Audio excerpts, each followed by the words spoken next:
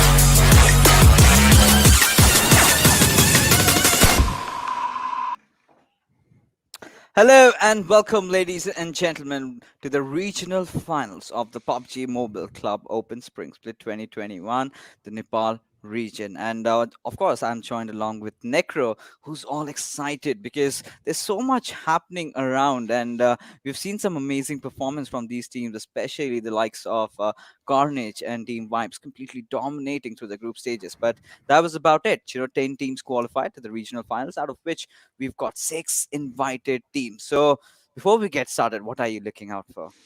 I mean, of course, these six invited teams are the most deadliest teams that Nepal has to offer, and all these teams, like the way they play, is actually a little bit aggressive. Also, sometimes, from Yeah. what I have been witnessing, they do actually go aggressive. Now, when it's going to be the collision between the strategic and passive teams, also at the same time, some teams actually going aggressive.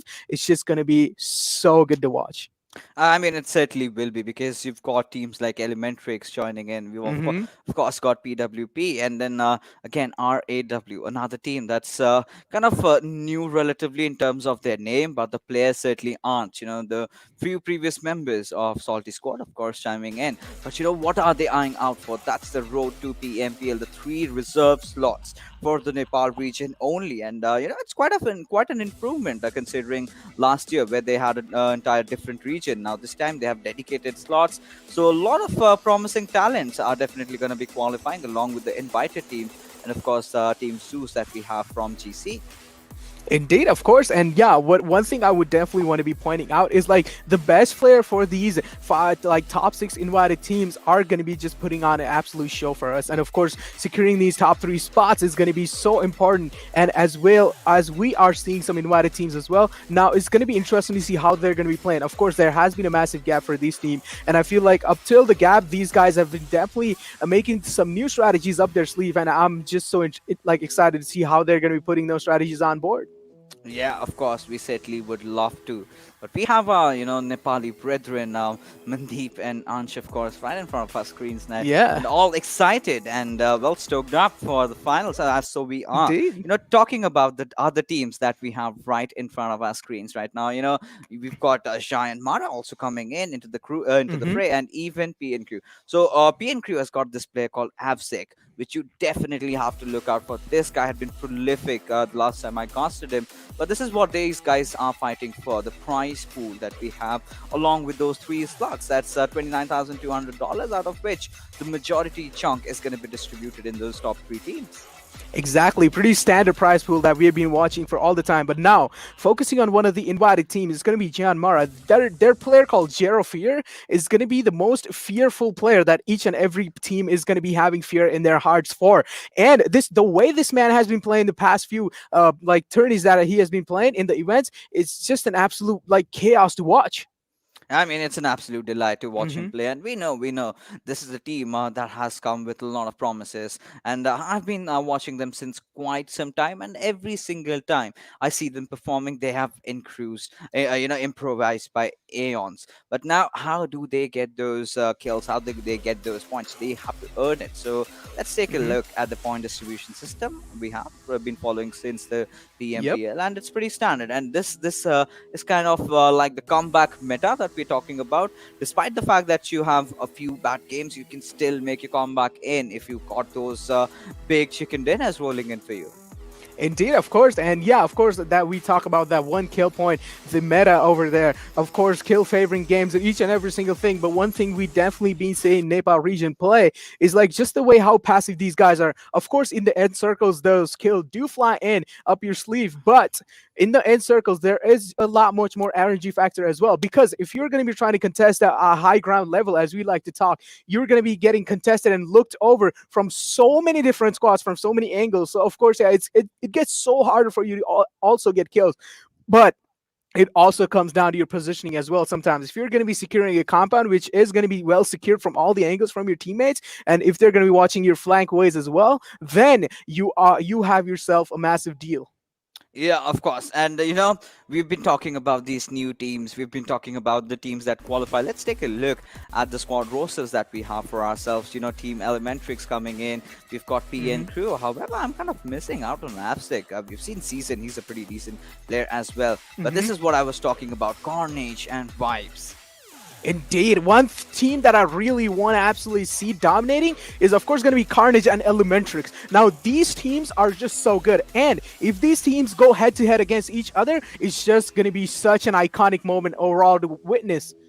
I mean, if you talk about Team JyanMaara, you've got Sonim, who's one of the best assaulters I've seen so far. You know, he was there in JyanMaara. I think he had a pretty small stint over at Elementrix, if I'm not wrong, and now he's back Hmm. again to prove his mettle. But as we move along further, we've got teams like Hype, that have Hmm. qualified in the last day. They did manage to get those 50 points and somehow Hmm. have reserved the slot. The same goes with TDP, having Shagar barely inching in. And of course, with Team KWIN. We've seen Hadron, one of the oldest players in the community as well. Talking about ruthless, aggressive warriors, they've got Sadam, who was one of the OG players from Team Salty. So I've got my eyes on this lad as to how is he's going to guide his team to victory. Indeed, it's going to be so interesting. And of course, we need to also talk about Quinn, the relentless performance and consistency these guys have been showing as well. Of course, sometimes in those late game situations, Quinn do fall apart, as we've seen in the entire group stage. But Yeah. now Quinn needs to step their gameplay up also. They need to come up with new strategies, some new unique ways to actually counter. Now, they have got enough experience from the games that they have been playing in the past. Now, they need to actually capitalize on that and come up with some new strategies, because the way they were getting countered, I feel like, yeah, sometimes they were getting too predictable sometimes. But Yeah. now there is a little bit of chance that we might be able to see Quinn also stepping up their gameplay. Yeah, they certainly can. They certainly can 100% agree with you. But like we've been talking about the Nepali region, kind of starting it a bit slow, then completely going mad, completely going bonkers towards those final circle where it's absolute pandemonium. But before that, let's take a look at the schedule. And we've got Erangel, Sanhok, Miramar, Erangel throughout. We've been seeing that since the group stages, perhaps. But as we move along further, talking about these teams. So, I would like to see certain kind of aggression, to be honest, right from the very start, Hmm. because in that final day of the group stages, we did Hmm. witness that happening, right? Teams going after each other right from the very start. So you get that extra breathing space in those final circles to try to control the situation. Indeed, of course. I mean, controlling the situation might be one of the main factors coming in. And of course, these six invited teams are just so mastered at that. They are really good at taking the situation and control over in their hands and then working around it. But yeah, of course, sometimes mistakes can be made by each and any or even the experienced team. But now this is what is going to be interesting to see how they're going to be playing around in situation when they're put inside this. Yeah, of course. And with that being said, we are on with our first match, ladies and gentlemen. It's going to be in Erangel, where the flight path trajectory moves all the way from Siverni towards Milta Power. So this is quite a change in the flight path trajectories we've seen so far, because majority of the ones we did see earlier today in the Bangladesh region were going down from south. So this is a good change in I think the mentality of the players. I'm just waiting keenly to see where do these teams actually drop. Do we kind of anticipate some early fights? Because we've got six new teams in the fray. Indeed, we do. I mean, yeah, like taking a look at these certain like drop location that these teams like to go, I feel like there might be some early aggression or early fights coming in.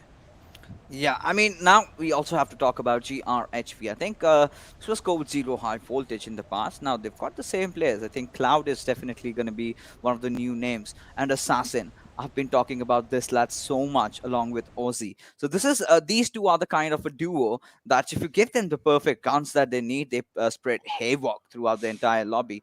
And well, the zone. I mean, the flight path trajectory could have been a bit different today, but the zone is pretty similar to what we did witness in the Bangladesh region, Yeah. trying to kind of go on towards a certain side, but this time it's a bit towards the western side.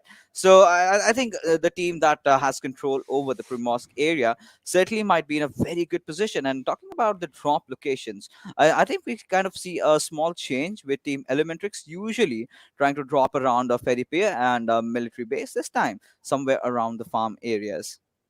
Indeed. Now, just take a look at the circle shift over here, a massive circle shift, because so many teams are actually outside the circle. When they're going to be trying to rotate inside, there's just going to be so many fights happening. If they're actually are trying to get the early rotation in, maybe there's a chance that you might be completely safe sometimes. But yeah, it's not going to be happening sometimes. You might get just completely contested on. But Elementrix, one of the squad that I really want to watch out for, and even in the game, each and every single team needs to watch out for these kind of teams because they are so good at just setting themselves up in those early games. And as I'm talking about, they're gonna be exactly doing the same thing. They certainly are. Now, coming back to TDP, so they've had the struggles during the group stages, but somehow did manage to just inch in and reserve a slot, considering how good they were in that final day. But as we move along, Team Harame having taken over the Pochinki area, not being contested by any squad, so they're good to go. But at the same time, I think considering they're in Pochinki, they're still inside the circle, but they need to really rotate fast, and we know how crucial all these timings are, to be honest. And this is PN crew over here we're talking about, ladies and gentlemen. And we've got Ayush, we've also got Upsec in the fray. And yes, he's definitely the man that I'm going to look out for, because the last time when he was playing, he kind of amazed me with the kind of a gun skill that he possesses. So of course I really want to see something even better and something even bigger from this lad this time around. Indeed, we all do want to see something even better, as we were talking about. But now, all these teams, one thing I'm really worried about is rotating inside. Yeah, I did mention it before as well, but now I still want to cover some points in when it comes to like rotation. Of course, you need to try to contest those vehicles as early on as possible. But one thing I'm definitely not seeing here, not a lot of teams are actually favoring those vehicles which are outside the circle. Yeah, they need to contest those vehicles, and seems like contesting those vehicles and time sometimes you might just be in a trouble because, of course, you will be in the open ground when you're trying to contest those vehicles. And if you do manage to get the vehicle when you're trying to rotate inside the circle when it's too late, you are Yeah. just going to get completely caught off guard by each and every single squad that is going to be camping the zone edges. So over here, each and every single team that is actually outside, they need to go inside the circle as fast as they can. Like for example, we take a look at Ekta; they are also outside the circle as well. Now, I feel like at this point they should indeed just like stop looting, or they should do like a passive looting, while at the same time they should send one or two of their members to go and contest those vehicles for them. I mean, talking about Team Ekta, we have been all and praises for this team. So, this is a team that has really impressed us with the way, Paragon has been playing, with the way Namwachi really steps in for his team. They've got a perfect lineup built up for themselves. And this is honestly one of these teams that could be the highest contender for those three coveted slots that we have. But considering we've got six invited teams, and these are the teams that have been playing in the past. They've played a lot of different national and international tournaments. They certainly kind of back those experience. But moving on forward, we've got Team Cops who have also been stepping up on all cylinders and have been doing so well. And of course, eyes will be on Killer Whitey as to how he performs. Indeed, yeah. That remember that one game when this man Yeah. solo secured those 13 kills? That was like the most heroic gameplay I've ever seen from any other player. Because just the way this man was dominating the entire field was just insane. But is he going to be getting that heroic play again, though? This is the main question that we should ask each and every single one of us, and even to you, Fixes. Like, of course, it's going to be such a harder job for him to actually get and contest that heroic play and try to control those 13 kills in his hand. It's just going to be so tough because now the competition is just doubled.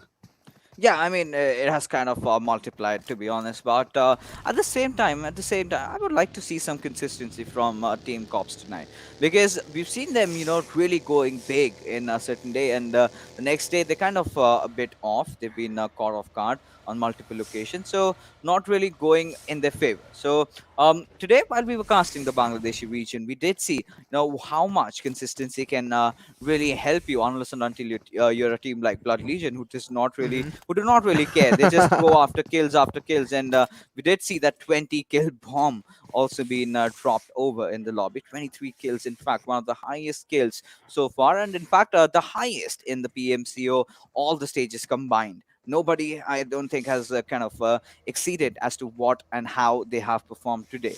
But similar expectations definitely do rise when we, get done with when we get done with one region and then we come to another, as we see the players of Team Vibes engaging against Team Corps, and this is going to be pretty interesting because Rana Blaster has already been taken down.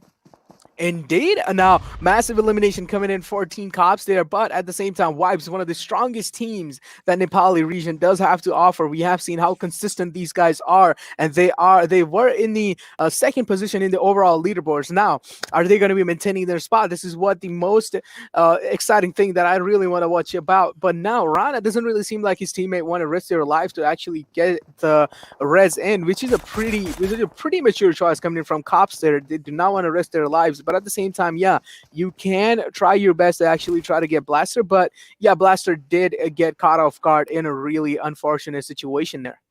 Yeah, I mean, this is where teams like Vibes, they know what they are in here for. They know that Team Cops might just be rotating, and they want those numbers in their favor. They want those knocks. They want it to be confirmed as kills, as they finally kind of managed to fend off the players of Team Cops, and now they are trying to continue with their own rotation. Indeed, they're trying to continue with their own rotation. But as I was talking about, Elementrix, definitely one of the teams that I have my eyes on, because I just want to see them succeed and just dominate the entire playing field as well, because I am a massive fan of them. But now, if you take a look at the fight that might be erupting in front of it, possibly, it's going to be between PvP and it's going to be between JMX. Now, who is going to be coming out on top? Of course, beautiful, beautiful jump coming in from the balcony. Do capitalize on goalie's position there. But now, how is goalie going to be playing the situation now? It seems like he's going to be dropping inside too as well, but it seems like JMX is just way too aware of his situation and his position, and Gunner gonna be taking him down, or as we can say, gunning him down. Yeah, of course. And this is JyanMaara, and starting things off really, really big. 3 kills already for this team, and PWP not the kind of a start that they would anticipate. Two invited teams going against each other, and of course, getting those 3 kills. That's really going to be a huge booster. And look at Lucky; he is running for his life, but has taken quite some chunk of damage over there. Of And course. Sandy, of course, will be finally blowing up his vehicle, and with that, down goes PWP. Massive elimination coming in. And this is what I was talking about. These teams are really aggressive in those, even in those early game phases, fixes. Like just the way these guys play, as I was talking, these guys are not just the passive gamers, as I would like to call it. They are sometimes aggressive, and this is what we are exactly seeing, the aggression coming in from Nepal region as well. Yeah. Now, if you have to talk about DreamHackers, so this is what we're talking about. Right off the bat, some kills here and there. You're trying to reduce the numbers. You're trying to avoid the traffic that kind of builds up in those final circles. So all these invited teams know how to play with this kind of a point distribution table that we have. Kills really matter, and if you are confident, if you're feeding yourself, you certainly can go for a few more. As we take a look, as we go further in, as we take a look at all these teams, so this is I mean, we've got to see as to how they're going to perform in terms of how they rotate, because the circle, it has been playing with the hearts of the players, and these kind of circles always tend to throw them off, because you never know where the circle is going to pan out.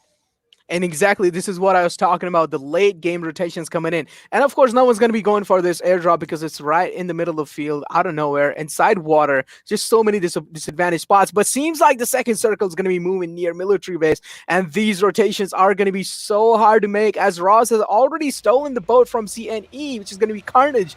Now, they definitely do not want to swim inside because they might get contested from Ross as well. They certainly might, and this is the zone that we're talking about. And Team Elementrix already having that upper advantage, that upper edge, because they've got that hilly area to themselves. And we've got Team Vibes, I believe. They're also trying to rotate in and gather those small compounds and maybe stay there and fight. But Team Harame and Team Hype, along with GRHV, they might just lock horns with each other. They're pretty nearby, but look at C1 crazy. I mean, Jerofir was trying to get in, and he was like, dude, you need to back off right now. Yeah, it's the rotation is certainly not going to be easy. This is what I was talking about. The late game rotation might pan you off later on. But now the circle shift has been to military base, and how many teams are going to be taking the waterways, and how many teams are going to be taking the bridgeways? Of course, the bridgeway being the most scariest way to take and the most fearful way to take, because it's just so exposed all across the place, and you might just get sprayed down by a squad that is either camping the bridge or either camping around the bridge as well. Now, Of course, waterways are a little bit more safe, but if you are getting camped from each and every single river banks, it's going to be harder for you. Yeah. Okay. All right. Oh, oh, the bug is All stunting right. itself.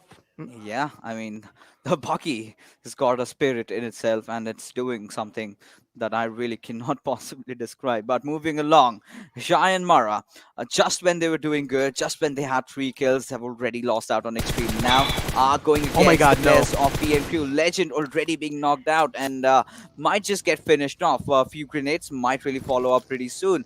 But yes, there you go. Sonim, I Just know take a this look at lad this. has got this in him. But just take a look at the way these guys are positioning themselves. The car are going to come in through to reposition themselves now. PN also in a really disadvantaged spot. As we take a look at the fight is erupting between these guys. And certainly he has been taken down. He certainly has been taken down, and P and crew really having the start they wanted. All these invited teams really, really being aggressive, right on. And Cheyenne Mara, they've got no choice left, and they just crash their vehicle inside the water, and they would of course be wanting to cross the bridge. And this is where I have my safety concerns because you've already got teams like Vibes already present on the other side of the circle. They might just be prying out for some fishes swimming in the water as the team hype. Well, they're in a bit of a situation. You've got Stereotype knocked out. He's getting a rest on. But I really want to see those cover fire coming in from the remainder of the players, especially Gurkha. And now, well, considering the fact that he's been back on his toes, we've got to see that how is Team Hype going to engage in this one.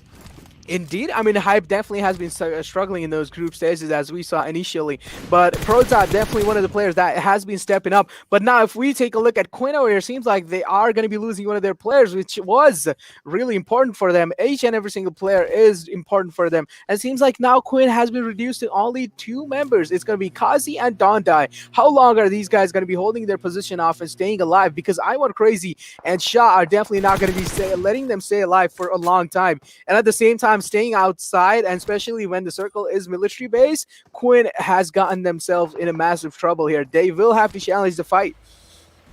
They certainly have to. And right now, the players of DreamHackers, so they've gotten three kills already. So all these teams starting off on a good note, and we're going to witness the bloodbath happening pretty much soon because a lot of teams have to cross the bridge. So that's going to be really tricky as to how they approach this one out. So Harame's got 9, as we can see. He's trying to make a move. Vivek, as we speak of, has already started moving in.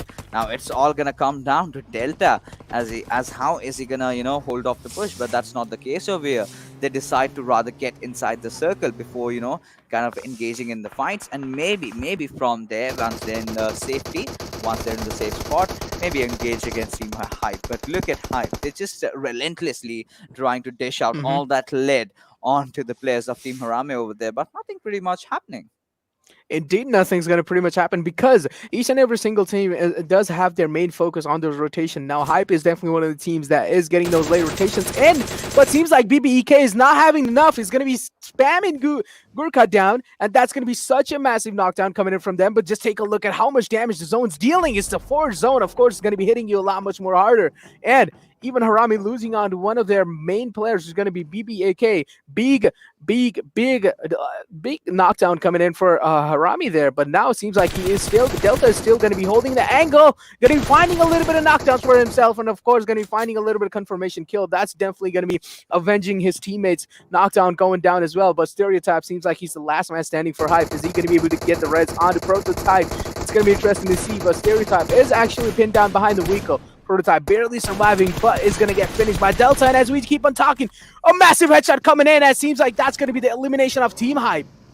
Wow, I mean, this was smart coming in from Team Harame. They knew that once they get inside the safe spot, once they get inside the safe circle, they can again engage with Team Hype. And the pressure was, of course, on Team Hype, and they had no choice. They had to take that bridge route. And It was two ways. Either you go down below, but that would have taken a lot of time, and it's still the fourth circle, so you definitely do not want to be in the waters. But talking about Carnage, I can see Snipe being taken out, so that's going to be a huge bummer, considering how prolific this player has been, and it's Rat Blaster who will deliver the final blow to the coffin. But as we talk, Team Ekta also taking an early exit, so many fights happening here and there, and Kony having spotted out God9 from Team Harame as another player has also been knocked out. That's Milgen.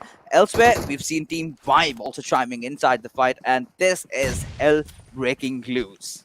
Exactly, as we take a look at Kuni, that beautiful M466 spray coming in, but also at the same time, Delta is going to be sticking the res onto God there, but how long is he going to be able to do that? So Kuni's going to be smoking himself off, and as we take a look at GRHV's another team, it seems like they are just going to be aggressing in onto Delta. Delta was not able to get the res in. It didn't really seem like he was sticking the res, but Delta is in a really delicate situation. If we take a look, this man has smoked himself out, but that smoke is not going to be doing enough because Kuni is just going to charge right through it, and there goes another elimination down. It's going to be Harame. Yeah, I mean, teams are falling one after other.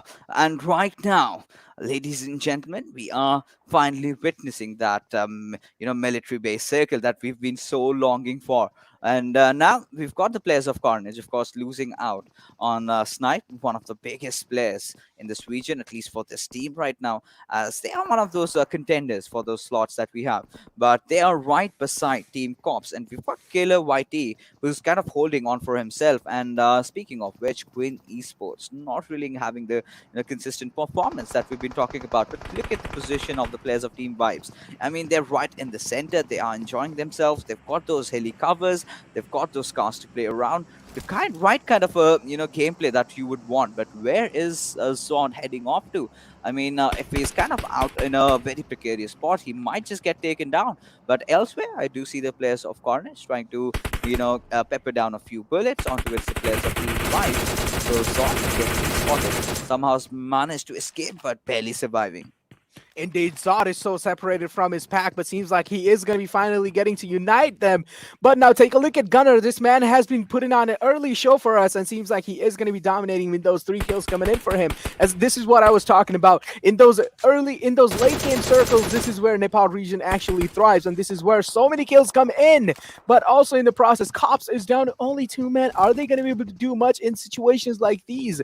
Cops, you need to actually try your best to try to get those, and especially a team like Carnage is not going to be letting you lose. They are going to be following you till your death, and until you're dead, they will still be looting your graves. I mean, they're definitely not gonna back off without a fight, right? Now, finally, we see the circle coming in, and it kind of takes to take a southwestern shift, right? That's where Team Vibes really reacted fast, securing all those silo spots that we have. Now, Carnage still in those C buildings. They are kind of united with one another. We've got to see as to how they play this one out, because you can see the players of GRHV have already pushed in. Assassin taking some massive damage up until the point. It's a Masky from Team Cops, one of the best supporters we have seen in this region so far, getting that beautiful knock. Indeed, that beautiful knock is coming in through, but just take a look at Carnage. Bean gonna get knocked in the process as well, but also is gonna be trading the situation out for his team. Now it's even. They both have one of the players knocked down. Money's gonna be sticking their raids instantly, but at the same time, the other team, which is gonna be their enemy team, which is gonna be GRxHIGHVOLTAGE. Kuni is knocked down, but it's Cloud gonna be able to stick the res and get the res before Carnage is gonna be aggressing in, but doesn't really seem like Carnage actually want to aggress in. They are just playing as passive as they can, but Cloud doesn't really seem to actually revive Kuni there. Yeah, finally going to be sticking the res in onto Kuni. But just take a look at how many teams are alive here. Elementrix, DreamHackers is going to be Vibes, Carnage, Cops, and GRHV in the same amount of cover they have. Now, there are still 10 teams alive, in which are going to be 20 men in total. Now, how 29 men in total. Now, how are these guys going to be going up against each other? Yeah, of course, GRHV, if they try to aggress onto in forward, yeah, they might get caught off guard by either DreamHackers or even Cops. But Carnage is the team that they really need to worry about, because they are right up ahead on them,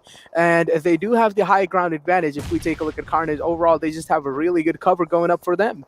Yeah, they certainly do. And well, Sherafir falling to his own death and has been eliminated over here. But right now, Cloud, he's taking some damage up until the point. Jiggle with that beautiful grin coming in, and Ozzy, he's burning and he might get taken down as well. It's Masky, however. Oh my goodness, look at the vision from this lad. He shot right through the windows, and some impossible knocks coming in here and there. But Killer YT, he's gone after Jiggle, and Cops, they're doing such massive damage. Indeed, Cops are doing so good at this point because they are actually doing really good. They are down to only 2 men, and seems like they are actually capitalizing on the situation that they are put in. But just take a look at GRHV. He is getting barraged by so many nades from both of the angles. It's going to be Cops and even Carnage going to be giving him troubles at the same time. But is he going to be able to survive for a long time now? This is what interesting is to see. Jiggle going to be throwing another nade, but his nade is going to be falling short. And seems like that was a smoke. That was not a nade, my bad. And beautiful nade coming in from Cooney. They're going to be dealing so much damage to Jiggle. Barely surviving Jiggle from that nade. But now, look at the area. It has been completely smoked off because Carnage just capitalized on their situation. And they do realize that they need to move inside the circle. So the early smokes and the pre-smokes, I actually like the way they turned the situation in their favor. Yeah, it certainly did. But from the backlines, we've got the players of P and Crew really charged again. Killer taking a heavy aftermath, and Masky falling short after. And it's IU. Sure, we've got some amazing plays coming out from this lad. He would definitely want to secure those kills, as finally, the fights are going to start breaking out. Should not got a lot of cover to play around. But look at Hungry Box. He gets those kills from the players of Team Corps. And now, Fragboy from Team Raw, he's on a domination spree, has managed to secure himself 3 kills already. It's the last player from Team Corps, that's Rat Blaster, that needs to, show up as how good a player he is. But right now, considering how situation are, Team Vibes have certainly built a really good cover for themselves. All they have to do is just worry about Team P and Crew and Team TDP right beside them. Exactly, a big elimination coming in through. It's going to be Carnage Esports, going to be only able to secure those 4 points for their team. But in the same process, just take a look at Cops Wrath over here. He is out in the open. Now, there are some teams on his left, even front. There are teams everywhere, to be honest. Each and every single cover you're able to see visibly, there are teams over there. Now, it's going to be interesting to see how Wrath is going to be out healing the zone, but it doesn't really seem like he does have enough time, does he? No, Wrath is not going to be having enough time to out heal the zone, and zone certainly going to be tearing him apart for not respecting it. Now Team Cops have been completely eliminated as well. Vibes seem like they are in a really shaky situation while they are only down to 2 men. 1 man is completely knocked down. P and Crew also getting eliminated. Now just take a look at what kind of situation even Elementrix is in. One of the main man going down. It's going to be Yozu, but also seems like Bromine is going to be taking one of the white member down, and this is going to be a complete squad elimination coming in from Elementrix. Elementrix are absolute beast.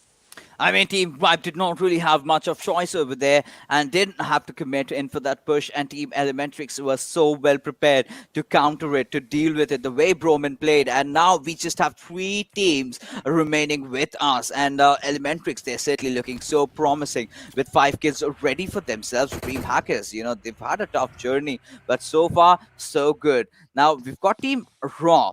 Now, this is a team, we were talking about. They've got that experience backing them up, and the way we've got Sada, the kind of IGLing for his squad, he's doing wonders. And now, Fragboy does have that Groza. So that's a mean machine, especially in a circle like this, where it has kind of shifted onto the players of Raw. I believe this chicken dinner might just already be in the bag. I mean, it's still a hard thing to say. If a team like Elementrix is still alive, it's actually just hard to get some early speculations in. Only time can tell what it's going to be. But also take a look at Fragboy. This man just has a little airdrop for himself as a cover. If he steps out of the cover, of course, he's going to get melted by each and every single people that are in front of him, which is going to be Elementrix and DreamHackers. Now, he's the trifecta of death, as we like to call it. Now, there are only 3 people alive, 11 men alive. How are they going to be capitalizing on the situation that they are put in? Now, take a look at Bromine and Mr. Hyozu. Yeah, they do, of course, have a little bit uncomfortable spot, but those smokes are definitely doing the job for them as the cover. barely getting in the ridge, but also getting spotted by DreamHackers. Sus is going to be capitalizing instantly onto their position. Now, Elementrix are put in such uncomfortable spots as they're taking so much damage. As Sus doesn't really seem like he's going to be stopping anytime soon. Elementrix are down to only one man alive now. How long is he going to be able to keep on surviving? Of course, it's going to be harder for him. The zone is going to be forcing him inside, while Yozu is trying his best to actually make it inside, but just take a look at so many neds are trying to get him. Yozu, are you going to be making it inside the circle? But finally, he is going to be like, okay, I'm going to die anyways, so I'm going to be trying my best. So Elementrix did try to secure themselves that top 3 position and were trying their best, but the zone, the unfortunate turn of events, as we like to call them, but just take a look at the early aggression coming in from Raw.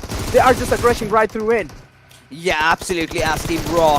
I mean, this is the aggression that we've been talking about, and the final nail in the coffin being delivered as how beautifully they managed, hold themselves off in the fights. And of course, you've got to feel bad for Team Elementrix. They did not have a lot of choice. Mr. Hyozu, being one of the most experienced players from this particular region, he knew there was no time to pop in that first aid. All he could do was dish out some collateral damage, and that's exactly what he did. I mean, taking down Sus over there and provided the circle that had to shift away from them. They were in a lot of trouble already. Now, Raw is a team that did anticipate this. The moment they saw that knock, they knew that this was the moment to shine, completely going in with the push, and of course managed that chicken dinner. A huge game changer. And the way all these invited teams are popping off, I mean, this is what we really wanted to see, right? For a second I was like really worried as to how these teams are going to perform, because they have not been playing a lot of matches, but here they are getting the chicken dinner right in the very first game. Indeed, they did prove their grounds while taking that chicken dinner, and so many fights were happening at the end. And of course, these 3 teams, Elementrix, DreamHacker, and Raw, are just so good overall in the situation that they are put in. Of course, Raw came on top of the chicken dinner, but DreamHackers Yeah. is also one of the teams that each and every single team need to watch out for. Just the way they were positioning themselves, and just the way they were capitalizing on each and every single position of Elementrix, who were trying their best. They did try their best to actually try to get inside the circle and just prone down, but didn't really seem like Sus had his eye all over the place. He is just so suspicious that he just cannot trust any situation that is going on in front of them. He is always suspicious of things, so he just Yeah. is going to be keeping his eye out all across him. You always need to watch every possible direction that you can, and that's where the numbers advantage really help you gaining that extra vision, gathering those extra bit of information. But this was pretty much done the moment the circle shifted to the favor of the players of Team Raw. I mean, had it gone away from them, had it been somewhere around maybe DreamHackers or Elementrix, anything could have been really different over there. The situations and the circumstances might be different, because that's where Raw had to push. And now they basically knew the moment Elementrix was wiped out and one of the players were taken out, they knew this was their game. But PNRU coming out with the MVP title out there, 4 kills, 562 damage. This is one of the players that we've seen. This is a team that comes with a lot of promises. They've got the likes of Sondesh, they've got the likes of Ayush, and even Absek coming in. Though we did not get to see a lot from Absek, but I'm pretty sure as the tournament goes on, these guys are going to impress us. One thing I did really like about how they capitalized on Cop's position was they were on top of the hill, and then they just completely started shredding Cops from the back lines. There's literally nothing you can do when you're getting shredded from the back line, especially when you are in open ground. There's nothing you can do. All you can do is, okay, try to trade the situation out, but if you're getting peeked by all 4 members at the same time, it's just impossible to take them down. Uh, yeah, and that was pretty much it, to be honest. And this was the kind of a circle that we really wanted to see. And as we take a look at the top players, we'll even have a clearer picture as to who the other players were. And that's where Gunner, that's where Frag Boy, that's where Vishal really come in. And Team Raw, I think the only thing that they did impressive was be at the right place at the right time. They were inside the circle. They read the situation really well. And before all this, we were just having those chit chats, with our Nepali brethren. Ansh, who did say, to watch out for this team. I mean, I was like, who are these guys? They've come invited. I've never heard of, this team. and he was like, "Hey, buddy, these are the players from Salty, but Sada, you need to watch out for that. He's an amazing IGL, and certainly proving and his worth right from the very start, getting a chicken dinner for his team, Hmm. and such promising performance from these lads. But as we move along further, the match summary is definitely going to come out. But we also have to talk about Team Hype, who were kind of did not really have the kind of a start that they were looking for. It did, of course, that Team Hype have been struggling since even in the group stages, and this time also Team Hype has been struggling. They are showing the same colors that they were trying to show at the start, but of course we cannot be judging in just the first map that has been happening the first game. Of course, there are 3 more maps going forward, which is going to be Sanhok, Miramar, and even Erangel again. Now, how are they going to be playing in those next 3 maps is going to be the most interesting thing to see. Of course, yeah, Hype do have that possible potential going in, especially when you have a player like Gurkha. It's just interesting. But now, if you're taking a look at the match summary, there have been all these players that are on the top. Of course, Raw securing those 2 player spots for themselves in the match summary over there, and just the way Raw played was just so fascinating. I really want to know how these guys were given the call outs, because Yeah. the way these guys actually strategized their way inside the circle was just so iconic. I mean, they were really instinctive with their approach because it could have gone either ways, right? It could have gone either to their side or, down below. So they needed to have that plan B. It would have gone against them. But there you go. Ruthless, aggressive warriors coming out on top with 7 kills and 22 points to their name. But nothing taken away from DreamHackers, really, because they've been in the military base right from the very beginning. And they've been doing so well. And the same can be said for Team Elementrix. But hey, let's talk about Team Vibes. I mean, they have the best position for quite some time, but towards the end, that push, that was kind of that was kind of a last ditch effort, because they knew if they did not push on towards Elementrix, they were basically done so. But before that, they still managed to rack in a few kills for themselves, courtesy to which they are still in a very decent spot. Indeed, I mean, one thing I really want to point out here is that just overall, like, Team Cops were just staying alive since till the late circle, and still Team Cops managed to get the 11th position. This is where we actually get to see how passive Nepali teams are, and they do not really like to give their frags away early on. They do want to strategize. They do want to take their time in just realizing the world of reality. They want to realize where they are put into, what kind of situation they are put into, and of course, yeah, sometimes they do make those right choices, but over here, definitely one of the bad choices coming in over here from him. And the PN Legend has been taken down, was taken down so early on. Yeah, of course. As we take a look at the Oppo moments that we have lined up for you guys, I mean, PN Crew right off the bat, they were doing so well, and this is where Team Hype had to meet their makers, of course, and they could not do much about it. They had two choices, right? Either take those waterways, which is equally as risky, because Team Harame had already spotted them out. They were the smarter one in the bunch, and a lot of questionable decisions over here, both from GRHB, and who really had such a tough time. But because look at Team Cops, they were in the other C building, and they did shoot through the through the windows. So the slide cap, you still have smokes. They just sprayed it down and somehow managed to get those knocks. But this is the fight we were talking out for. I mean, the Broman with the kind of an aggression that this lad showed up, because Mr. Hyozu, of course, being the one taken down early on. And then Broman just comes in from right in front of his face, and he takes down one of the players. Inception, of course, with that beautiful flank from the right angle, creating some different visions for himself, and getting those scales secured, and making sure that Team Elementrix lives to fight for a few more minutes. And yeah, I mean, top 3 position right off the bat. That's pure Elementrix for you. This is a team that really focuses on consistency, and however they get to win one of their titles, because right from the very start we have seen them relentlessly trying and trying, but they've not been successful. But maybe with the kind of an outing that they did have this time, they might really succeed.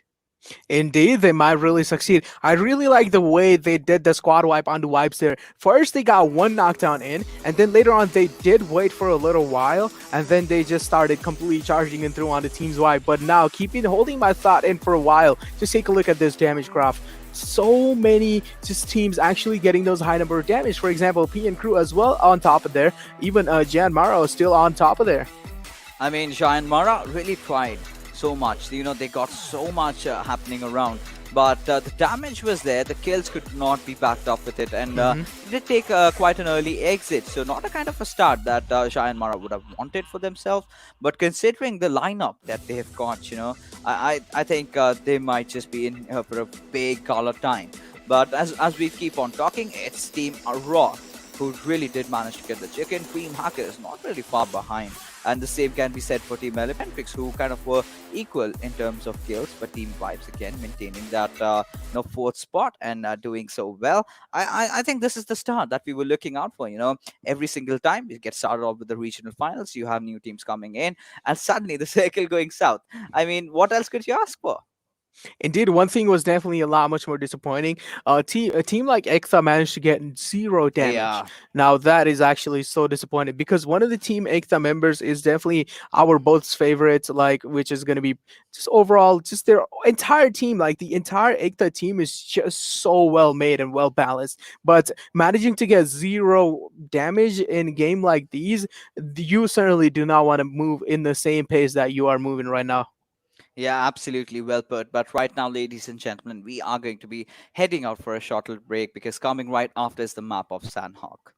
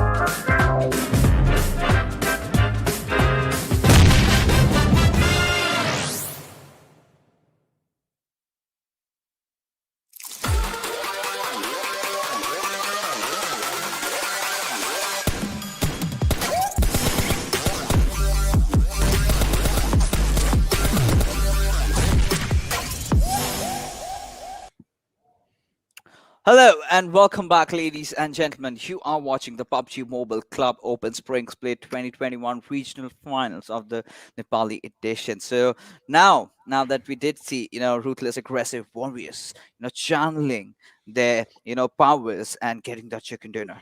Now we'll be moving on to Sandhawk. And before we get there, what do you expect is going to happen, Necro? I want to expect ruthless, aggressive warriors actually come true with their name. I want them to go ruthless and aggressive this They time. were. But also, I do have, as I was talking about, I do have a lot much more expectations going in for Ekta as well because we have Yeah. seen them in past absolutely dominate map like Sandhawk. But one more team that I have my eye for is going to be Cops and Elementrix. Now, these four Yeah. teams, I really have high expectations. And then also, if we can talk about Carnage and Vibes, I feel like these teams are just so like consistent overall that I don't really need to like pray for them. Yeah, I mean, right now, Team Hype not having the kind of a start, but this is where they need to start redeeming themselves. We've seen some pretty interesting rotations coming out from these lads, but this time, the teams are different. We've completely six different teams joining the fray. Now, we do not know much, we do not know a lot about them in terms of what they have to offer because we've seen them in the past and they were prolific. But, every single time we come into the Nepali region, we are in for a surprise, we are in for a delight and we're in for a treat, which we absolutely love. So heading on to it, Sandhawk, I want you to pick up a name. I'm gonna put you under the spot, and yes, one name, Necro, is of a team that you think might just get the chicken in this one. Well, I'll go with Elementrix any day. All right, Elementrix for you, and I think they completely deserve that. The way they've been getting their new players coming in, Broman in the squad, the way he's been performing, I think he carries on a lot of promises. And but this time around, I really want JyanMaara to step up because I've seen these lads. I've been knowing these lads for quite some time. They've got Sonim. They've got Sonim, and he's one of the best assaulters in the region so far. We've seen he's so good with the shots. We've seen them do wonders with those bolt actions as well. So yeah, I mean every single team that has been invited has been coming in. They've got their moments of glory, right? Even if you talk about Team P and crew, I'm yet to see AppSec really pop off big. So a lot of things might possibly happen. But as we move along with our conversation, so the first game was really tricky for all these teams. The certain circles are really very, very delicate to approach. One small mistake and you're basically done. Indeed, one small mistake. But if we are talking about Nepali region having to offer the best rifler, I feel like Gunner is also on top there. Now, Gunner is also one of the most strongest player that they have to offer. Just the Yeah. way he was playing in the previous match as well. Oh my God, it just like absolutely fascinated me. Now, I also want to see and keep my eyes on Gunner because we know how much AR shine in a map like Sandhog. Of course, you are going to be get put in those medium to close range fights, and AR is where it's good at in those medium and even sometimes in those long range as well. If you do have that maximum accuracy going in, especially a player like Gunner is going to be putting me right. Yeah, of course. And at the same time, you need that tinge of experience, tinge of knowing what to do, when to do. Now, Team Elementrix, right from the days I've been casting, they've been going towards ruins a lot in Sanhok. And they did, make a few tweaks here and there. So that has been working out for them so far. So we've got to see initially as to where they drop in. So that's going to be really critical. That's going to be really crucial because, this is a game where RNG matters a lot, right? You've got that RNG factor kicking in. You do not know where the circle is going. If it goes towards the Western Island, then you need to have that high ground advantage for yourself. Few of the teams are already well prepared. But if it goes down south, then there's a completely different storyline happening because now the teams that have those Painan areas and Samhi, they kind of tend to dominate in that. Now, if it goes towards Ban, which is another circle that we've been seeing so far in the PMCO regional stages. That might be really interesting as well. But Quarry is definitely one of those zones that I would be eyeing out for if it really comes. Indeed, I mean, I feel like one of the most scariest circle has to be quarry and military base because just overall, if you are getting pinned down on from top of the hill to bottom, like if you're the one having the lower ground, you are in just so much massive destruction and just so much trouble because just the damage will be dished out on you, especially those nades in different part that are going to be flowing right on your houses or right on you. It's just going to be dealing so much damage to you. So yeah, of course, I feel like quarry overall is just a really disappointing circle if all these teams do have to face against that. But of course, this is what we all like to see as well. This is what we want to see. We want to see the fights coming in. We want to see the kills coming in. We want to see the blood shredded as fast as it can. Yeah, absolutely. This is what we have been eyeing out for. This is what we have been rooting for, right? Now, let's talk about the other teams. Team Ekta. Not really starting off, not really having a good time. So, what do you think, according to you, went really wrong with them?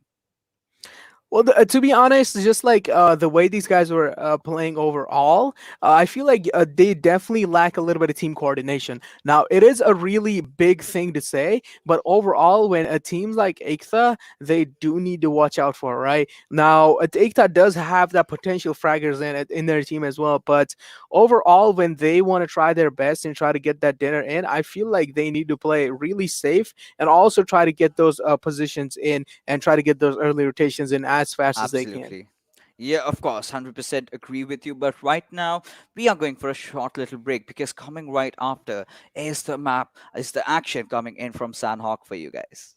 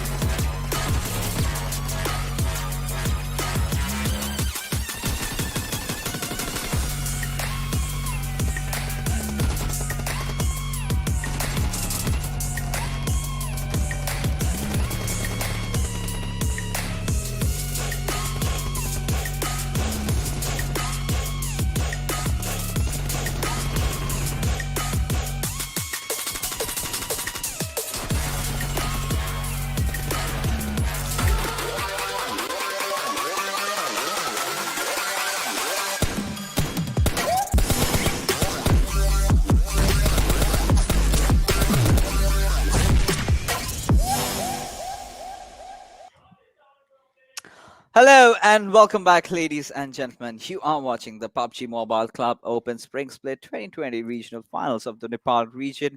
Of course, we did have quite some chat out there before the game really started, and now, after some small hiccups, we are back online and heading into Sanok. We did have a discussion about all these teams, all these players that we are really eyeing out for. Now, this there was again Team Harame that did manage to get the better out of Team Hype, but could not proceed as they were taken down. So the hunt is becoming the hunted. So quite some action going here and there, and getting in. I really think this is going. There's going to be a completely different team getting a chicken in this one. To be honest. Yeah, of course. As I was talking about, I definitely want Team Elementrix to get this chicken dinner in their Yeah. hands. But yeah, of course, it's not the way to get the chicken dinner is not going to be this easy. Especially having a map like Sandhawk is just going to be putting so many stones between your way of the glory. It's just going to be so hard. Like Now, how literally. is Elementrix going to be working around the situation? Is going to be interesting to see. But overall, I feel like yeah, my hopes are with Elementrix. You are with Elementrix. You've got the pride going in within you as we see the flight path trajectory heading all the way up from north, from around Cow towards Samhi. So kind of dissecting the map into two halves, to be honest. But this is where the beauty of Sanhok lies, right? You have got 60 seconds coming going in. You get to see that zone, and then you can make certain adjustments to your drop locations. But you need to be really aware about where the other teams drop and try to avoid those early clashes right on. So as we take a look, Team Hype, of course, dropping off in boot camp like they already and always do. We can see the players of GRHV heading on towards Camp Alpha and those shrine areas right above on the top of the hill. Oh my But God, wow, no, again, no. we did see that again in the morning, and now repetitions of it. It did I mean in the morning at least like the circle was covering a little bit of more land, but this time it's literally like 50-50.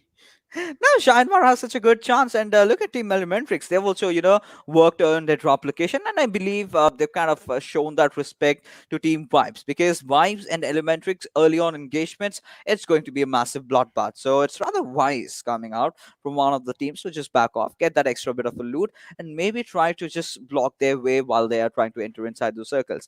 Now in Sanok, we have those small compounds, spread across where you can get a lot of good loot going in for yourself. So Team Elementrix really starting things off really well, but they need to get inside the zone. At the same time, Team Hype are kind of being guarded by the players of Harame who have taken control over those warehouse compounds. So I really want to see as to where the circle is going because if it keeps on shrinking equally, and I think JyanMaara might be in a pretty decent spot to get this chicken.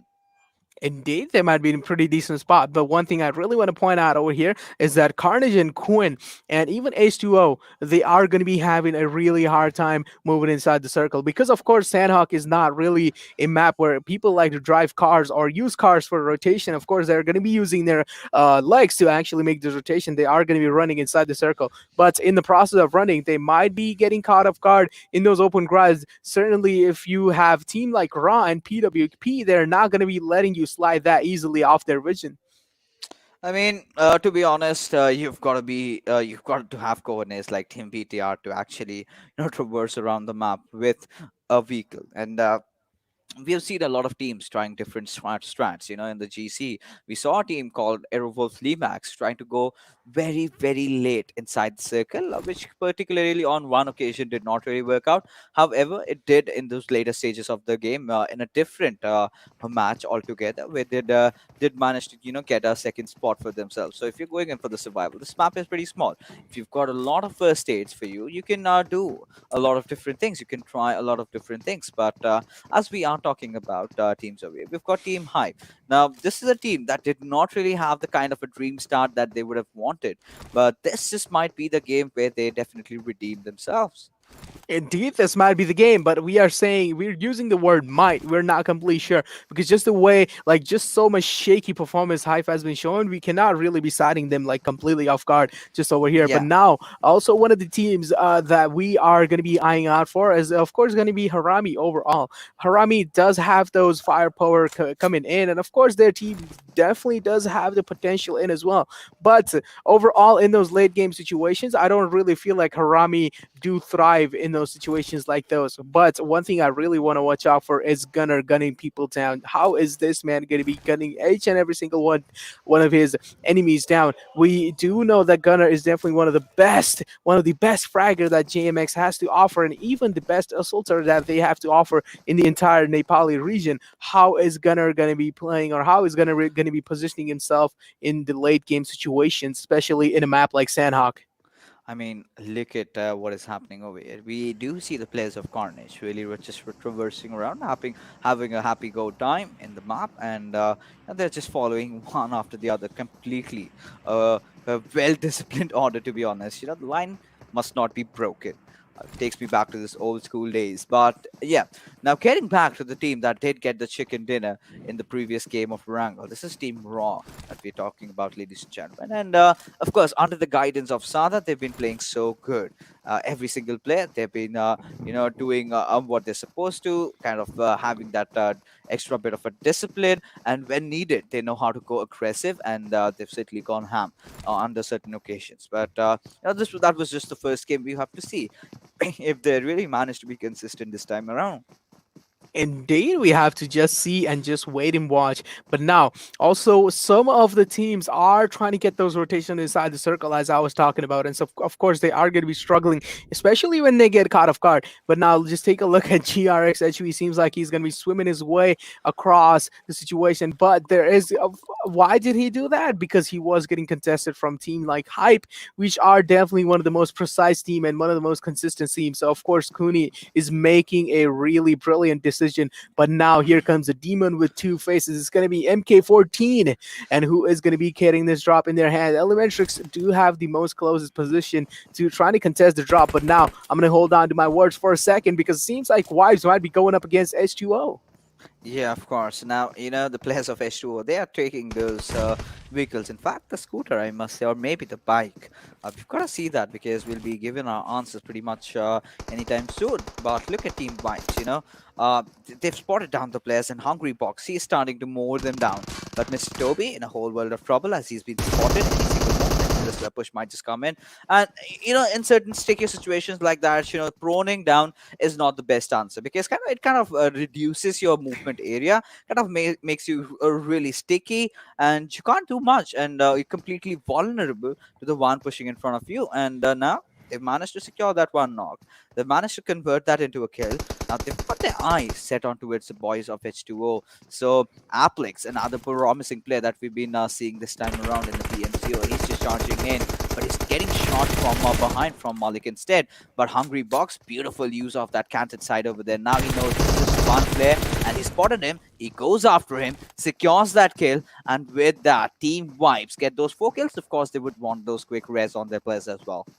Indeed, beautiful contestation coming from Team Vibes overall, just the way they actually played the situation out. But also at the same time, H2O did make so many bad decisions in the process, but they did make a path a little bit harder for Vibes to actually take them down because even H2O did manage to secure those 2 knocks coming in, but certainly that was not going to be enough to take down Vibes because their morale is just so big. But overall, Hungry Box does have one of the most dominating personalities inside the games, as we like to say. But now, one of the teams that, as I was talking about, I am really with is going to be Elementrix. Doesn't really seem like they are going to be trying to contest any kind of fights. They are still having the time of their life, still trying to rotate inside circles, just get overall a really comfortable spot and position. But as I was talking about, seems like Inception is going to be taking the care package, but not really going to be picking up the guns. He's still going to be sticking up with that Uzi.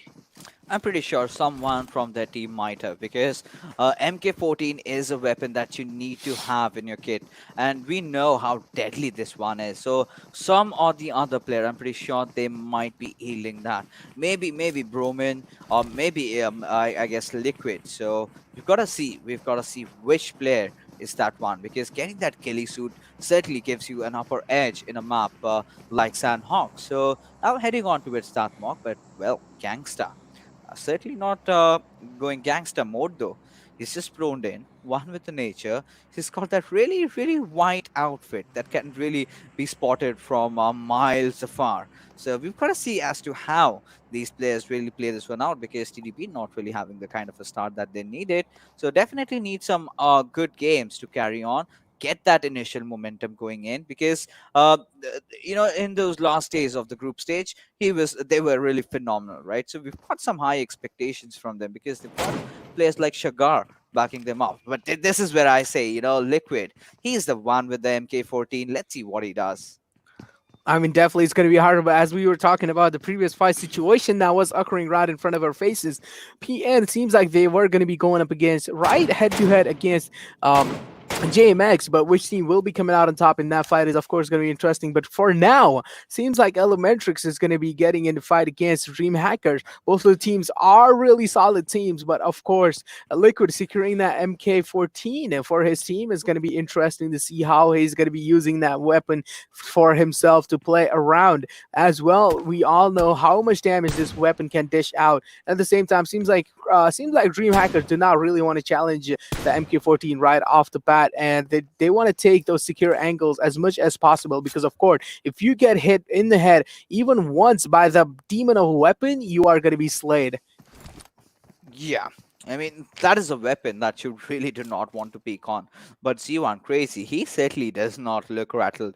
He certainly wants to go for it.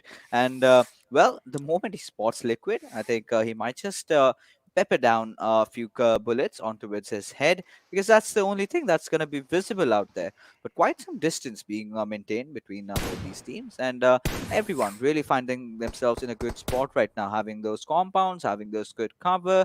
But this is what we were talking about, JyanMaara. And JyanMaara, they've been so amazing in those previous tournaments that we've been seeing.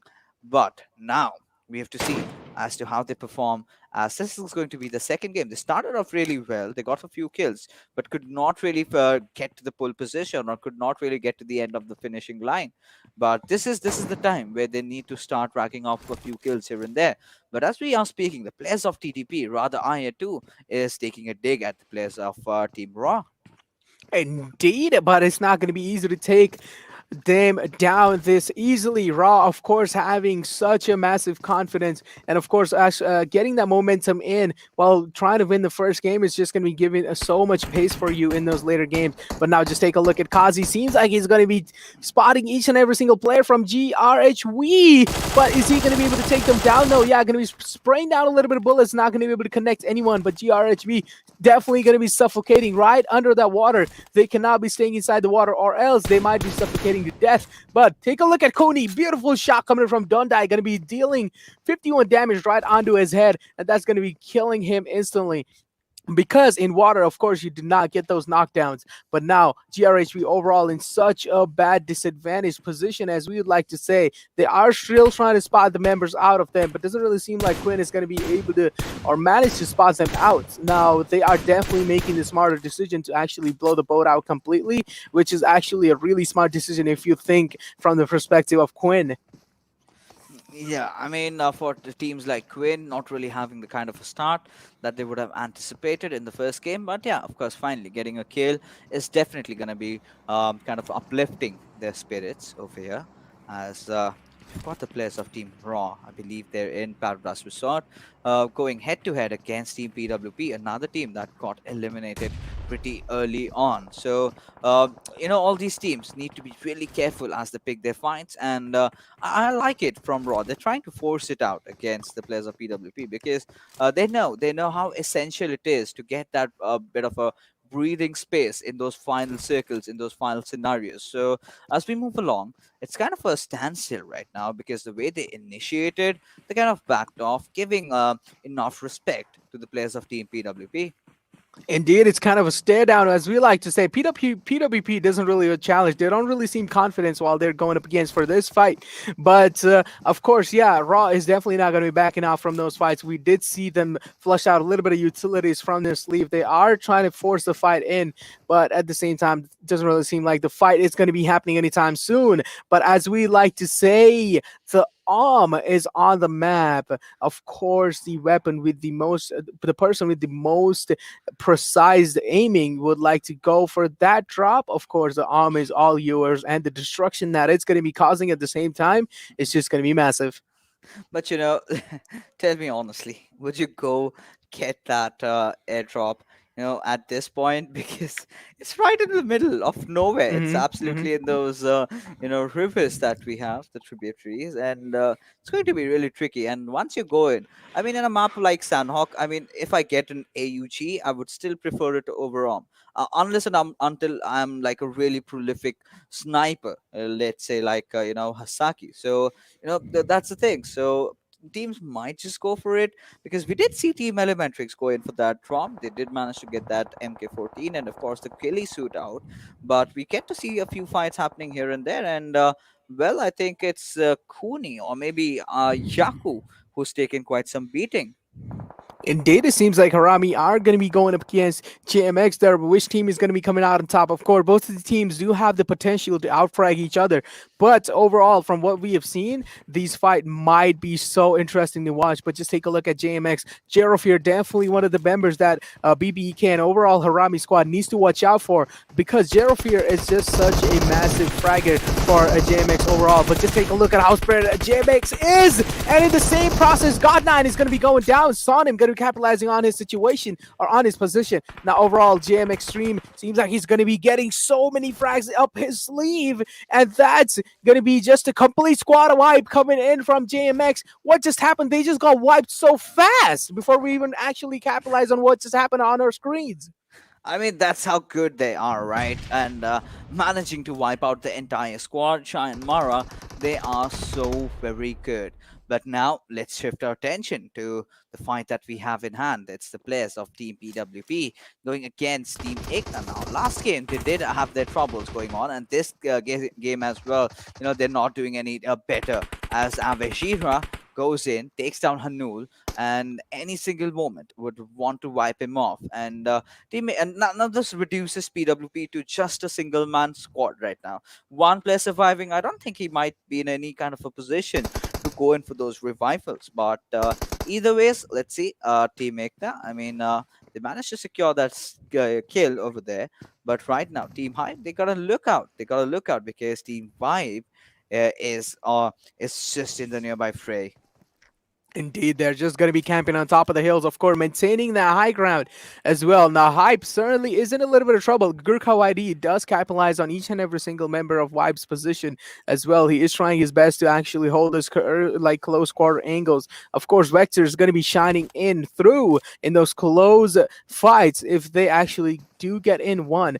But it's overall, it's just going to be interesting to see how Vibes is going to be like Hype is going to be capitalizing on the entire situation here, because of course they do have a little bit of stumbly path since the start. If we have taken a look at them, but of course now this is where they actually try to get the redemption in. If they manage to completely wipe out Wipe Squad without getting any casualties in the process, this might be such a hyping moment overall. Yeah, I mean, to be honest, Sanok has not really been the way is supposed to be. And I mean, right now, I think Erangel did have a lot of early game fights in comparison to what we're just witnessing right now. Team Pipes, of course, had a good start, did manage to wipe down one squad, but that was just about it. And Team H2, of course, making quite some mistakes, like you mentioned.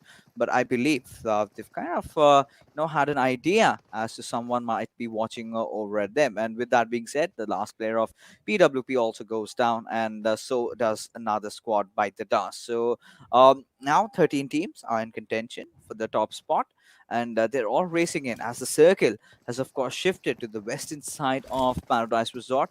Carnage really being in a very good position to get this chicken.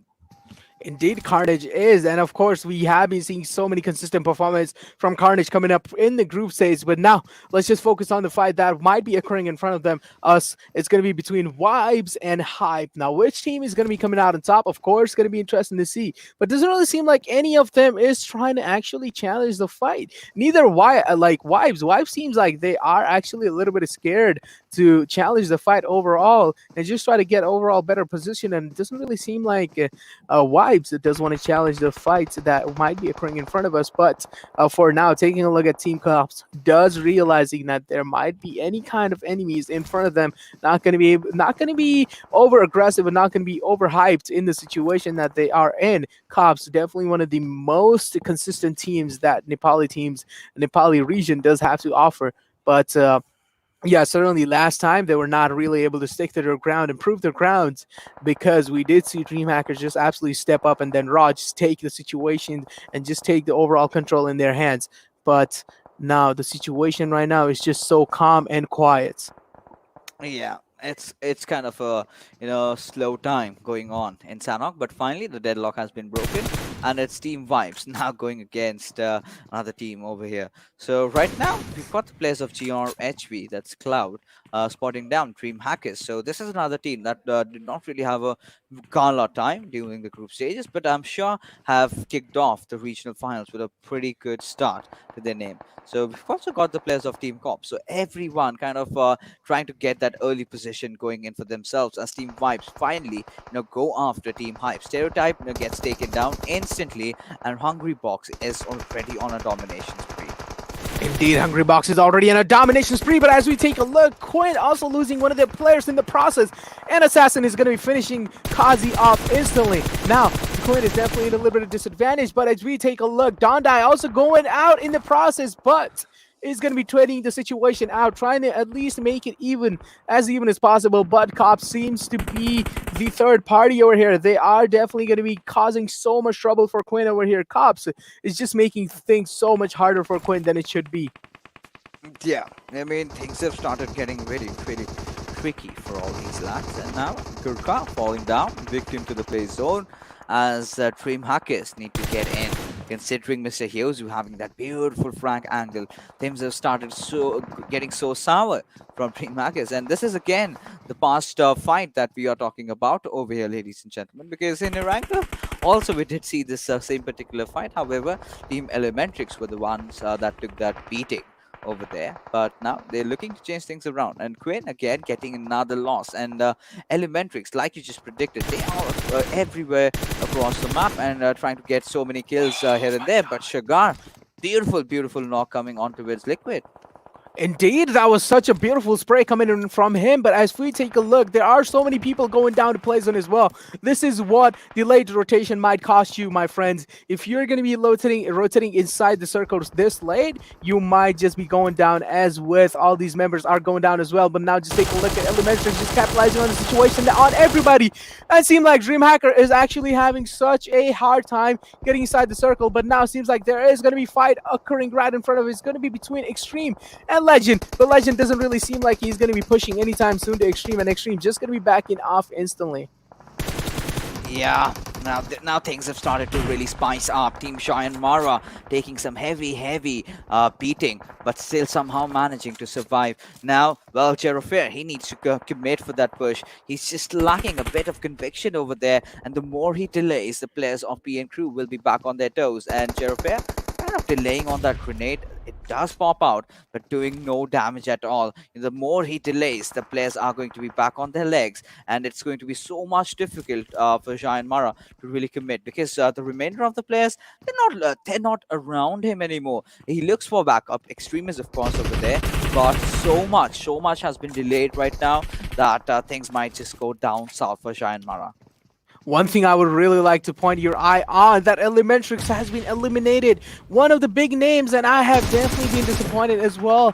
By the way, Elementrix has been played. No, this is such an unfortunate turn of events for them. But as we were taking a look at over here, there is a fight occurring between JMX and their enemies as well. Which team is going to be coming out on top? Of course, PN, one of the most experienced team as well in the process. But JMX also proving their grounds. They do have one of the best assaulters and overall best fraggers to offer. But now here comes the fight in. The aggression from Sandesh is certainly going to be changing the situation on their side, while JMX Extreme and even Sanim don't really seem like they do want to push the situation completely in their hands. And in the same process, as we are talking, KWIN Esports has been completely eliminated. It seems like Probeen is going to be spotting Gangsta and he's going to be taking him down, but in the same process, Probeen is going to get completely traded out. And as we take a look, there are so many teams being eliminated in the process, but they take a look at the fight that is occurring right in front of us.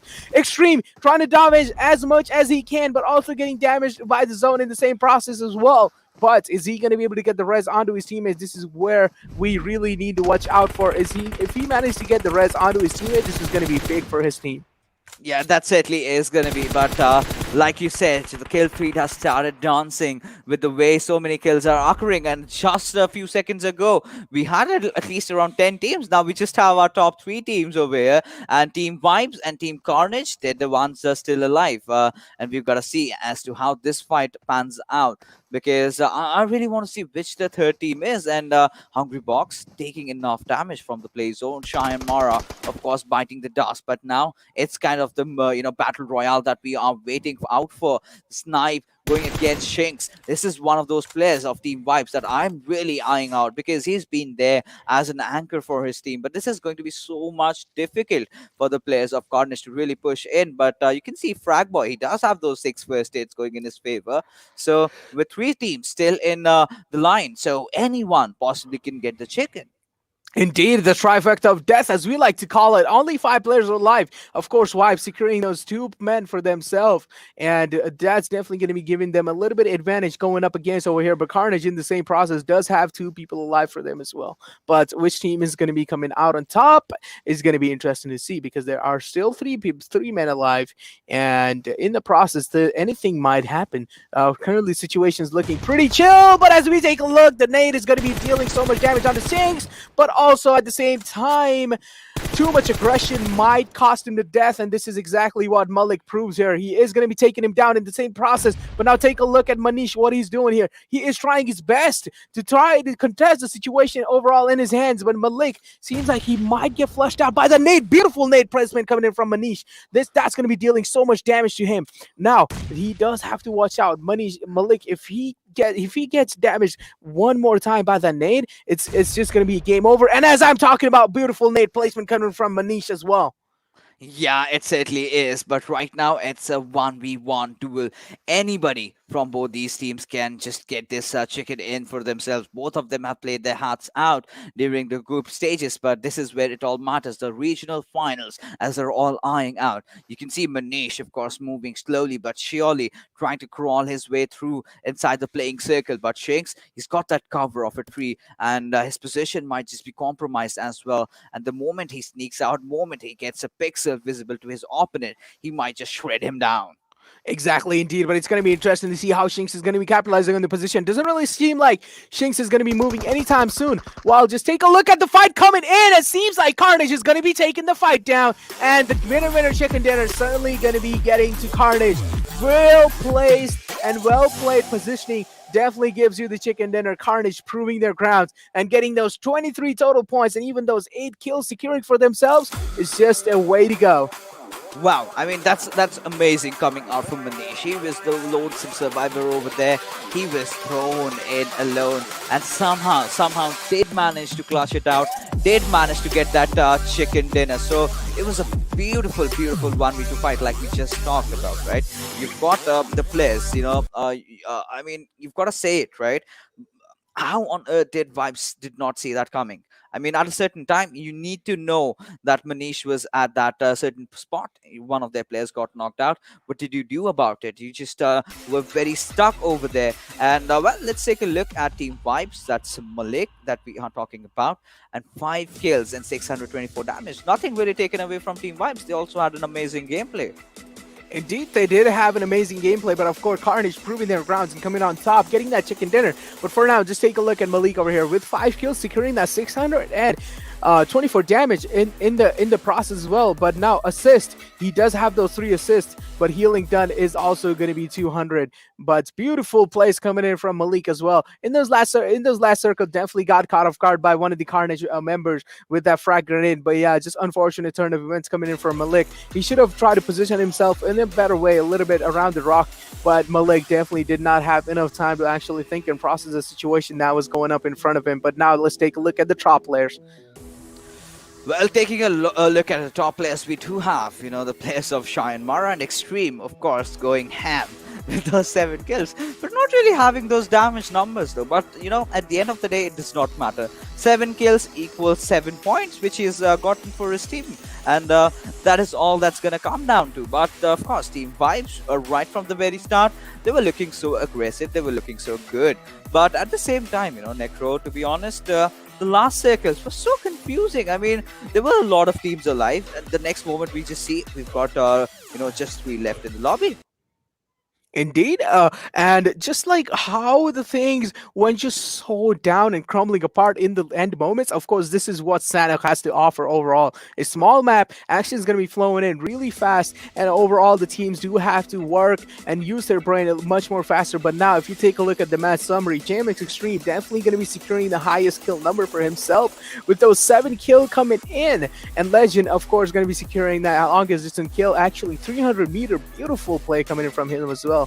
Snipe YZ from Carnage Esports. We have been seeing this man dominating overall, and then saw him with those maximum assists from JMX as well. Yeah, of course. Talking about JyanMaara, they've been really good. But it was Team Carnage all along.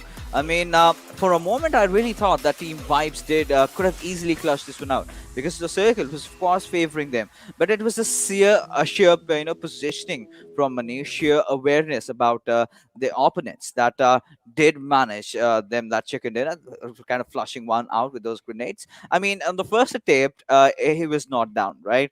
But he kept on trying, and it was the third time, which was actually a charm. But let's take a look at the match rankings and see how these teams have fared off after this game. I mean, the Carnage, of course, walking with the victory, 23 points for them. Team Vibes, nowhere far behind with 10 kills, 22 points to them as well.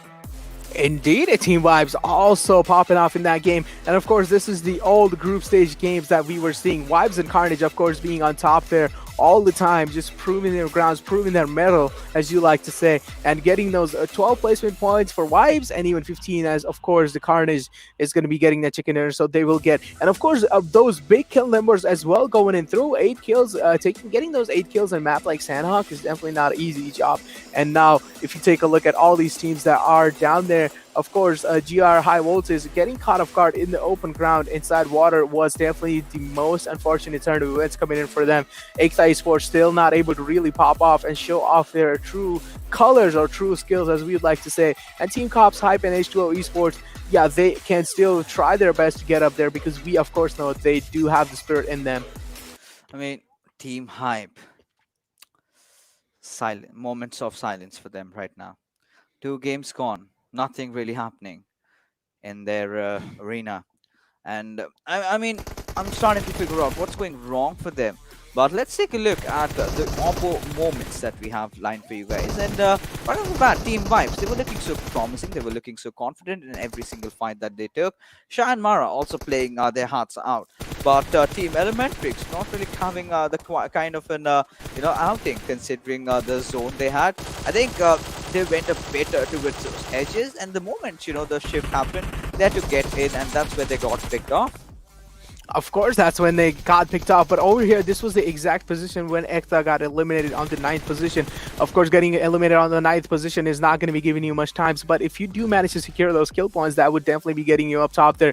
But in the same process, Ekta wasn't really able to get those kill points going up for them as well. They were playing really passive, and then they did hope that they might be able to survive till those late games, but still they were not able to. So I feel like right now, passive strategies are definitely not working for these teams. One thing they can try now is try to go aggressive, and or either just go aggressive passive overall. I mean, are you suggesting to do something like Blood Legion did in the Bangladesh region? Exactly, exactly. Because of course, Blood Legion, when they were trying to play passive in those 3 matches, it did not work out. They were dying, Yeah. always dying in those 11 and either like 9, 8 positions or slot, and then you just saw them absolutely pop off in the end game, which was on Mirai, like Erangel. They managed to secure 23 kills, but also at the same time that chicken dinner for them. But now, if you take a look at the damage graph, seems like Vibe is going to be having the most damage. But also we did see Carnage securing that chicken dinner, so I felt like Carnage should be having the most damage going up in the process, but Wive certainly proven me wrong. I mean, yeah, of course. And there's another point that I would like to really add on. I loved what Manish did. Initially, once you get that nade kill going in for you, you've kind of given away position. So what was really assumptive from Shinx rather, side that he will come from his left, but no.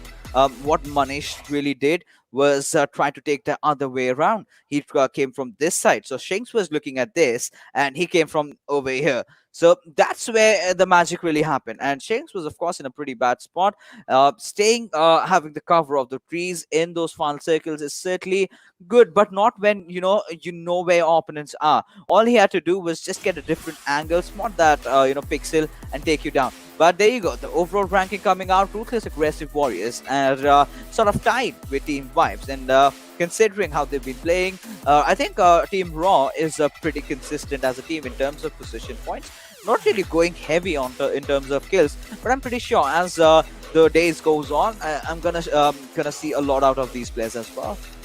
Indeed, but of course, Raw are going to be freezing that first spot, but Vibe not really far away from them. They do have a tie coming in through, and they both are going to be having those overall points, which are going to be 34-34. Now, it's going to be interesting to see how these guys are going to be playing the next map, which is going to be Miramar, because there is going to be a certain rivalry going up against these guys.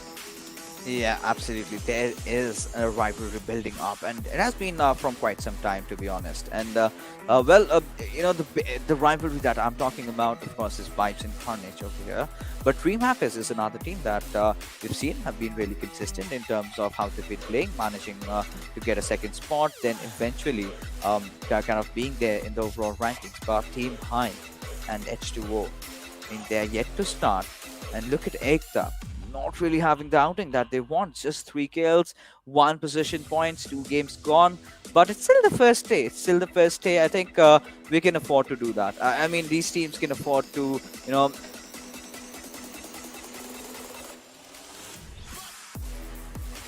Indeed, these teams can definitely afford to do that, but now, yeah. Mhm. Of course, it's a complete kill-heavy meta, but as we talk about, there are a little bit technical issues going on in the same process as well. We are certainly apologetic for that. But now, if we take a look at in the process that we were talking about, how many kills were actually coming in through in those late game circles. Of course, Elementrix, I did have so many high expectations going in through from Elementrix as well, but they certainly did not try to pan out the situation in their favor as well. yeah. But right now, ladies and gentlemen, we will be heading for a short little break because coming right after is the beautiful map of Miramar.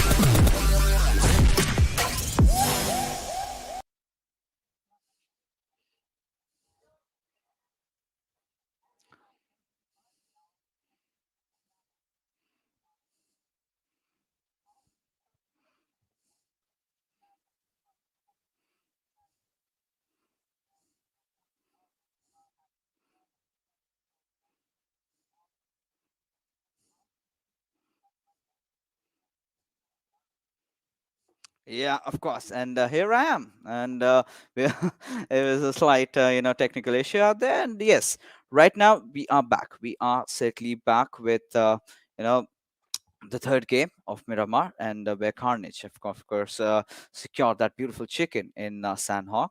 And now moving on further, right? Now moving on further, we have Miramar in action, a very, very technical and a tactical map, and we've got to see. We've got to see which team comes out on top on this one.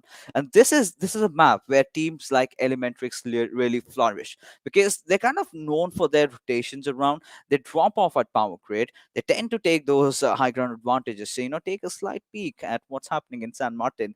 And if they can spot someone out, they definitely take them down. So, likewise, every time I put you on the spot, Necro, do you think Elementrix can pull this one out?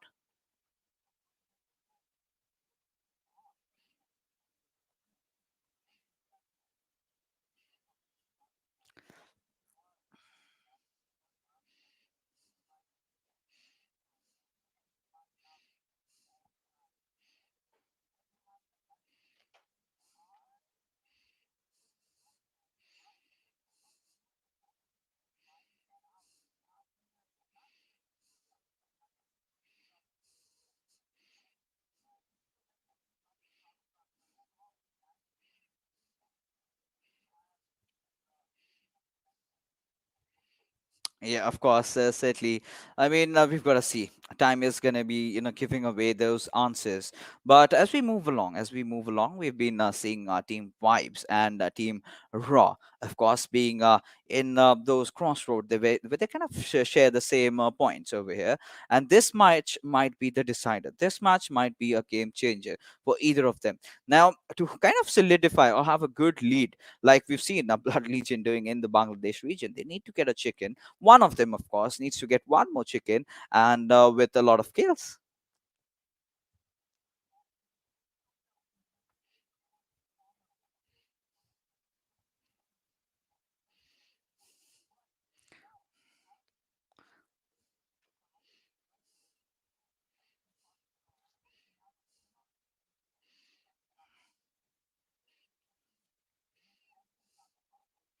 Yeah.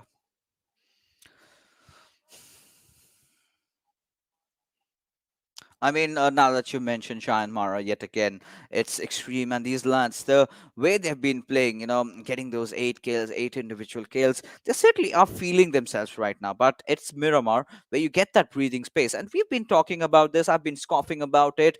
Take those fights early on, guys. I mean, that's what you need. I mean, everyone has got that intense gun potential with themselves. It's just about the execution because we did see in Sanhok we had almost around 10 teams alive, and suddenly, in a jiffy, in a whisker, in a blink of an eye, everyone was just wiped out and three remained. But as we talk, we are finally live with our third game for the evening. That's, of course, going to be in Miramar. And the circle, in fact, the flight path trajectory is tending to go from the Impala area towards Valademar.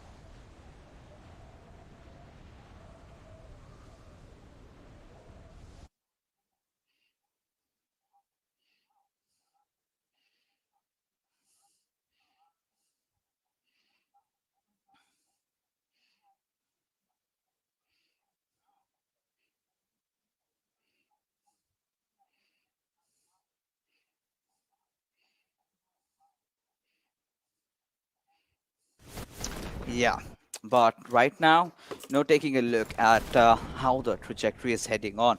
So the teams that tend to go towards the northern areas, they, gonna have a lot of trouble. So right now, we have got to see as to what are they up to. But there you go, the flight path trajectory going towards the southern side, but the circle kind of being panned out onto its a slight western side, I must say. But this is where Team Elementrix can really have a good start, if and only if they're heading on towards power grid.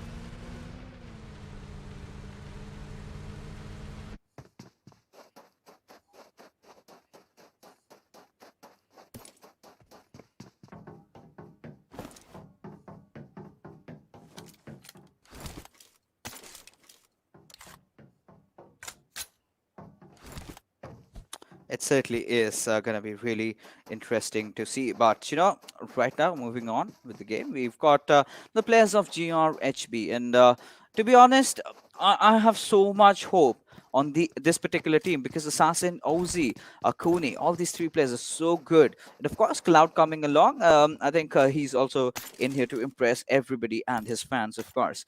But now, they've not been having the best of the time so far. And but DreamHackers, this is a team that they're enjoying themselves. And I must say, they're kind of continuing. This is the only team that has sort of carried the momentum along from the last day. I mean, we cannot compare them with the likes of Team Vibes today because, come on, hey, with Team Vibes, they've been dominating so far.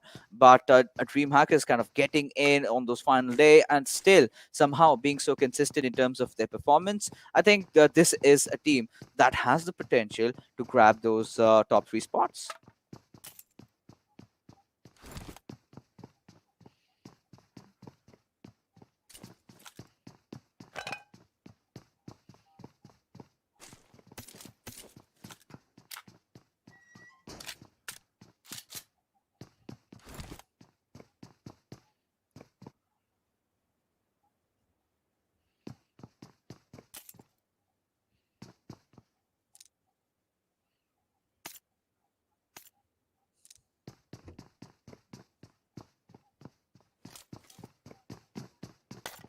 But right now, ladies and gentlemen, I think there's a slight hiccup over there, and I think we are sort of will be getting back with Necro as he's having some technical issues. But yeah, right now the players of PWP really not having the best of the times, to be honest. Now the way they started off, really falling short one after the other, and with that being said. Now they've dropped off at Picado. Pretty bold move, I must say, from this particular team. So we've got to see what they're made of because now, now this is a circle that is certainly going to help them with their cause. But Team Ekta, they've got that golden shining Mirado in the afternoon sun. So Yeah. it's kind of shimmering, but we've got to see. As to how they've been, how they're going to perform, because the way they've started, they kind of have not really impressed me so far. Indeed, of course, yeah. Ekta does have that really rough start going in there. And hey, guys, I'm back. Yeah, we are having a little bit of technical difficulties at the moment. But if we are getting back to Ekta over here, yeah, as you mentioned, they are not really having the time of their life since the start of the game. Yeah, of course, this is the place where you can actually try to prove yourself and try to prove your ground if you want to So actually yeah, maintain. absolutely, absolutely, and the difficulties do continue, but I'm there with you guys, and as we move along, we've got the players of JyanMaara, right? Gunner, Extreme, Sheriffia, they've been playing so well. They've been amazing in terms of the kills potential that they've got. And Sonim, all right, let me hold on to my thoughts as Yaku does have that beautiful, beautiful bolt action onto its him with that M24. He's taking a few shots here and there and not really connecting though, but still a try is a try, trying to apply that extra bit of a pressure, trying to fend them off from the area anywhere nearby towards CDP. Now, TDP, they've been kind of consistent in terms of their positioning, have been getting decent amount of kills, but well, Shagar, I believe he's got some issues with his internet because he's completely zoned out. He's completely frozen over there, and he needs to get in back really, really soon because this is already the first circle starting to close in. And any single moment, ladies and gentlemen, a fight might erupt right in front of our eyes. Now, talking about the players of Team Cops, well, it's been kind of willy-nilly. Have seen some good performance by the players of, with the likes of Maskey, definitely Killer. The way he started, he was doing amazing. But later on, you can definitely see Maskey kind of taking that, role of an anchor, getting a lot of kills for his own team. Indeed, getting a lot of kills for his own team. But now, if we like to take a look at the entire cop squad here, seems like they are on a mission inside those cars they are in, and they do want to contest those compounds right in front of right in front of them. But overall, if you're taking a look at Carnage as well. Of course, one of the teams that did win the previous map going inside the Sanhok area, but are they going to be able to repeat the history though? This is what we really want to see. But of course, Hype also trying to get those positioning in the circle, and this is the first circle. So yeah, even if you're trying to get those late rotations in, you're not going to be getting damaged much by the zone. But in the same process, we all know like what's the penalty of being lazy and just trying to rotate overall late inside the circle. Yeah, sometimes the things might go in your favor as well, but sometimes, most of the times, actually things do not go in your favor. And as we take a look, the gun is over here, the main hand cannon is over here, which is going to be the AWM. Which team is going to be contesting that drop is definitely going to be interested to see, and I'm having my eyes out for them. Yeah, I mean H2o, not the kind of an outing that they would have wanted for themselves, at least in Sanhok. But certainly looking promising right now. I am actually eyeing out for the players of Team Elementrix, and by the looks of it, they've never made it into the lobby. Indeed, they did never make it into the lobby, but now just take a look at how many teams are trying to aim for the center of the circle over here, and just take a look at the circle shift as well. Oh, The circle shift is definitely going to be favoring the teams that are in middle of the circle as well. Now, the teams that are trying to rotate inside, which is going to be cops, they may be going up against PN as well, so they will have to try to take a different route if they want to be safe and just they want to play passive and strategic overall. I mean, 14 teams Miramar, and we already have these teams kind of tending to take so many late engagements. So in the regional finals, missing out on your games, I mean, that's gonna spell disaster. But well, it is what it is. And right now we've got one of the players of PN crew not really making it in the lobby, so it's going to be already a handicap situation for them. But look at Team Vibe. So now that they know that Elementrix is no more in the fray, or no, rather they're checking it out. They want to be safe, or better be safe than sorry. So they're kind of checking it out initially before they go out for that, because had Elementrix been in this game, this was their chicken. I mean, they are known to be playing from spots like this. They know this area so very well, and well, it is what it is. And Shagar, there you go, the play zone dishing out the damage, and I believe he was kind of not connected, but as we speak, Snipe gets a beautiful knock at H2O's Summer and takes him down. Indeed, the first blood is going to be coming in through inside the game, and after so long, the first blood has came in through. But now, over here, Carnage, they seem like they are playing and having a really good zone, or just a really good situation overall. And just take a look at where they have actually stopped. They just have so much open ground right in front of them. And it's like wherever they keep their eyes on, it's just open ground, and just overall they are able to visually cover so much area. And also in the same process, when the zone is going to be shifting towards them, if they're lucky enough, and if the zone is going to be shifting and favoring them in late games, they are going to be having so many kills coming in through, because overall just the way these guys have positioned themselves is just an absolute iconic thing. Yeah, but now you we can see, of course, the players of Team KWIN. No, again, kind of being struggling with their approach. But right now, we've got to see as to how they're gonna face their opponents in this one around. They've got their eyes onto it, Mr. Toby from H2O. They've got the cover that they very well need. 3 times scope in Miramar. I would ask for at least a 4 times over here, because oh, I need to hold on to my thoughts, because we've got Augie spotting out Killer Whitey coming out in the open. Now he just sprays down onto him, missing that shot, but won't miss it on the second occasion as he gets that beautiful knock. And Team Ekta, well, they've started spreading havoc throughout the lobby. Indeed, Ekta showing that they do have the potential in them if they actually want to try to survive to the late game. But seems like Cop is going to be capitalizing on one of the Ekta members, and there comes an Canadian as well. It's going to be Paragon. It's going to be taking a little bit of damage in the process as well. But how are they going to be able to survive?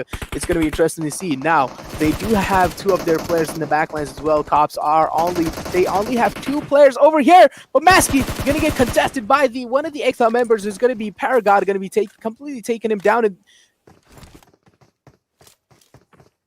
But if you guys take a look at the Paragon and Agior here, they are in those backlines, and at the same time, some of the COP players have realized and contested on their position. Now, they are certainly trying their best to take him down as well, but doesn't really seem like they are having a really great time. COP is also creating an absolute chaos for Ekta as well, but one thing Ekta needs to really watch out for and capitalize for is overall positioning cops have given themselves. Yeah, one of the players is near the compound where Ekta members are, and there are two of the players in the back lines just as well as Ekta has positioned themselves. As I'm talking about, beautiful nade coming in from Wrath, gonna be taking down Paragon. Now there comes a massive knockdown coming in as well, but now take a look at Augie over here. Augie OP barely has the ridge onto his name. He's gonna be hiding in between of the ridge, gonna be throwing the smokes out just to give him a little bit of temporary cover, while Paragon is gonna be crawling inside the cover as well. Now Augie doesn't realize that he needs to fight if he actually wants to come out on top, but there are too many players in front of him. It's going to be two players. It's going to be Killer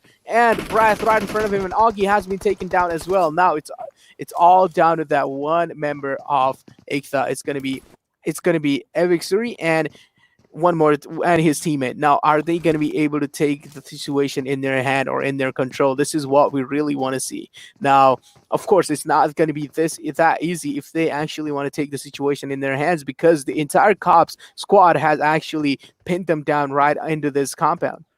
I mean, Vexira and Shanti, those two last surviving members of this squad, and quite a good retaliation coming out from Team Cops over there. Of course, after losing out on Maski, they did tend to get back into the game in a much better manner. But as we are speaking, we've got the players of Team Harame charging on towards the players of H2o. Now, Applix, he's trying to fend off the attack, but will get naded from his own teammate. That's Mr. Toby. Indeed, they have been naded as well, but now just take a look at how unfortunate situation H2o has built themselves inside. Now, they are getting pinned down completely from Harame, but at the same time, God9 seems to have taken a little bit of lethal amount of damage. Now, Applix, Freak is going to be sticking the res onto Applix, but is he going to be able to get it off, though? Harame doesn't really seem like they are going to be aggressing in through, but if we take a look at the back lines, Milgan seems like he is going to be providing the cover. He is on his way to back his teammates up. Now, Mr. Toby trying to capitalize on what exactly is happening around him. He is running around. He wants to understand the situation, what kind of situation he has been put into himself. But now, seems like H2o is a little bit clear, because Harame certainly has decided to back off because they do not want to challenge the fight anymore. They want to aim for the placement points more than the kill points. Yeah, they certainly do want to, but right now, as we are moving along, and Freak, of course, I mean, he spotted the players down, and they've somehow managed to get back the teammate. That's Applex back on his toes. It's good to go, but Team Harame, they've kind of backed off. They know that they could not really afford to extend those fights because they need to get a better position inside the circle. And talking about Team Harame right now, they've got all their 4 players alive, but we can see on the sidelines, players are falling prey to the play zone. Milgen, of course, will also be joining the fray as the circle has taken a rather sudden shift, and GRHV, they might just be the ones who might be in the best possible position. But with teams like DreamHackers and Vibes coming in from the northwestern and the western sides, so it's kind of going to be a tricky situation for them trying to fend off the attack. But we can also see IR2 making a move. So Carnage, they're in a pretty promising position, but I think GRHV need to watch out for a lot of fights right now. Indeed. Now, if you take a look at JMX2, just take a look at what kind of rotation these guys are taking in. They went completely outside the zone, and then they rotated in from a really free path, but now they do have hype right next to them. Are they going to be able to capitalize on their position? It's going to be interesting to see, because it certainly seems like JMX is going to be in a massive trouble as we talk about that. Jerov here has been taken down by one of the hype members. Seems like it's going to be Gurkha, but of course the backup is coming in through. The cavalry is coming in through, as we would like to call it, as but Gunner still alive on his feet, trying his best to survive and even keep his teammates alive for a while. But there comes the cavalry, and as we are talking about JMX, seems like this res should not be that difficult if they want to actually make the res happen. But hype is certainly making those things, or making the situation way much more harder than it should be originally. And Gurkha seems like he is just causing so much trouble for the team right in front of them, which is going to be JMX now. How is JMX going to be capitalizing and going to be playing around the situations that they have been put into? I mean, JyanMaara in a whole world of trouble right now. That's the perfect way to describe the situation. And Gurkha with those barrage of grenades going out, 3 grenades being cooked out, but not really connecting, not really reaching the distance. But you can see the players of Team Hype. I mean, it's Akash who gets his hands onto with the remainder of the players. But they're kind of in the dark about Kana now. You've been talking a lot about Kana now. This is the time where he needs to prove his mettle. This is the time where he needs to clutch it out for his team. But considering the angles that Team Hype have built against the players of Team Shanghai, it's going to be a really difficult situation because Akash, look at him, he's taken a right flank, and Ghana might just be in a whole world of trouble right now, considering he's just got that soft, cover from the smoke Oh going my along god. with him. But those nades, I mean, I think he's hurt them, but they need to watch their back because GRHV can strike them down any single moment. Indeed, they can strike them down in a single moment, but Gunnar still standing on his 2 feet, proud, and still he is destined to win this game. Seems like Gunnar is actually thinking about it at this point, because in those kind of situation where Gunnar has put himself, I'm pretty sure there are so many things going on in his mind as well. But now just take a look at Vibes. Seems like Aussie is going to be making things a lot much more harder for Vibes than it should be, busting out the car, and Hungry Box is now completely pinned inside that little shack. But now in the same process, take a look at TDP as well. They are right in front of them as well. But now, seems like overall the positioning advantage, of course, is going to be going for GRHV. But now just take a look at the elimination on the 14th place. It's going to be Ekta Esports getting completely eliminated early off. And you definitely do not want to get eliminated if you want to actually secure those top 3 spots for yourself.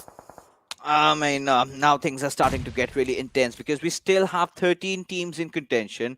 Now, the zone has really formed off. Team Hype really being in a good position, but no one really contesting in for the center. With so many teams that have to make their move in, we'll of course witness a lot of teams falling prey to the circle. A lot of teams are being edge camped over there. So we gotta see as to how they're going to approach this one around. But of course, Carnage having the most points out of this game so far yet, having all their 4 players alive and 3 kills, they're looking really good. But looking at Shah, that beautiful headshot onto its IR2, we certainly did miss out on that. But don't die. He's of course a player to watch out for from Team KWIN. Indeed, of course, the entire team quit. And everyone should watch out for them, because Team Quinn has been just been so consistent overall in these entire games. Of course, they are trying their best to actually survive to those late games, but we are seeing their name up in those kill fields and even sometimes in those positioning points. But if we talk about this fight is going down, seems like Snipe YT is going to be taking down one of the main members of Team Cops, and it's going to be Killer. And the Team Cops have been completely eliminated. It's going to be Snipe to end things for Cops. But now Harame certainly going to be putting Quinn in such uncomfortable spots as we take a look. Even Carnage making rotations right next to them. Yeah, of course. Now, taking a look at the players of Team Harame, you've got Milken. He's trying to keep those pushes coming in front of them. But looking at what we just saw, I cannot believe my eyes. Vibes, they did try to rotate around, were instantly blown into smithereens. And they've been taken down pretty early on, not receiving a lot of position points out from this one. But they still can afford to lose out of this game, perhaps, because they've been doing so well in the remainder games that they had, and they still have one more game to play. But by the looks of it, Team Hype have managed, to take the upper position advantage, because they've got all their players alive. They've managed to secure 3 kills for themselves. And Akash, I think he's been firing on all cylinders, getting kills left, right, and center. Indeed, he is getting kills, but now just take a look at how unfortunate turn of events it's for Carnage. Now, they do have that lower ground going up for themselves, and now TDP definitely one of the stronger teams. Not really able to prove their mettle, as we like to say, since those first 3 games, but TDP definitely was in those top 3 teams in Erangel map. But now, seems like Carnage is in a whole lot of trouble as we take a look. 2 members from Carnage already went down, but now Yahoo also going down from the back lines. Now, is TDP going to be able to get the res off on them? And as we talk about that, as the TDP in the same process also going to be losing the player. Now Snipe YT trying his best to survive, and even Prabeen in the process trying his best to survive as well. Going to be smoking him, and his team is positioning out, and even he does want to get the res in on the Jiggle. Jiggle going to be crawling right inside the smoke, but at the same time, take a look at IR2. He has the smoke cover up going up for himself, and seems like TDP overall, like having the high ground advantage also can sometimes put you in a massive world of trouble. But now take a look at the elimination list. Seems like it's going to be H2o racking up their number right behind the line. Yeah, absolutely. Now we just have to see as to how Carnage is gonna get themselves out from this sticky spot. With a six circle coming in close any single moment, they have to do something. They need to act fast, and the right way to be, just trying to engage in this particular fight is let two of the players try to cross in. The third player has to provide cover fire from behind. He needs to be that sacrificial lamb, but that's gonna still be tricky because they're on those lower ground. It's going to make things so very difficult. But look at Team TDP. They have got their eyes onto it. The players of Team Hype, and they're trying to dish out some damage here and there. Akash having secured two kills, and Team Hype finally going ham. And of course, the Miramar has been their strong suit. We've seen how dominating this team can be as Gurkha has gotten his hands onto its OZ, and Assassin somehow still managing to be on that dominating spree. But this might be really, really troublesome as the players of Team Hype go in charging right at them. Indeed, they are charging right onto them, but now just take a look at Hype. How are they capitalizing on the entire situation that is occurring in front of them?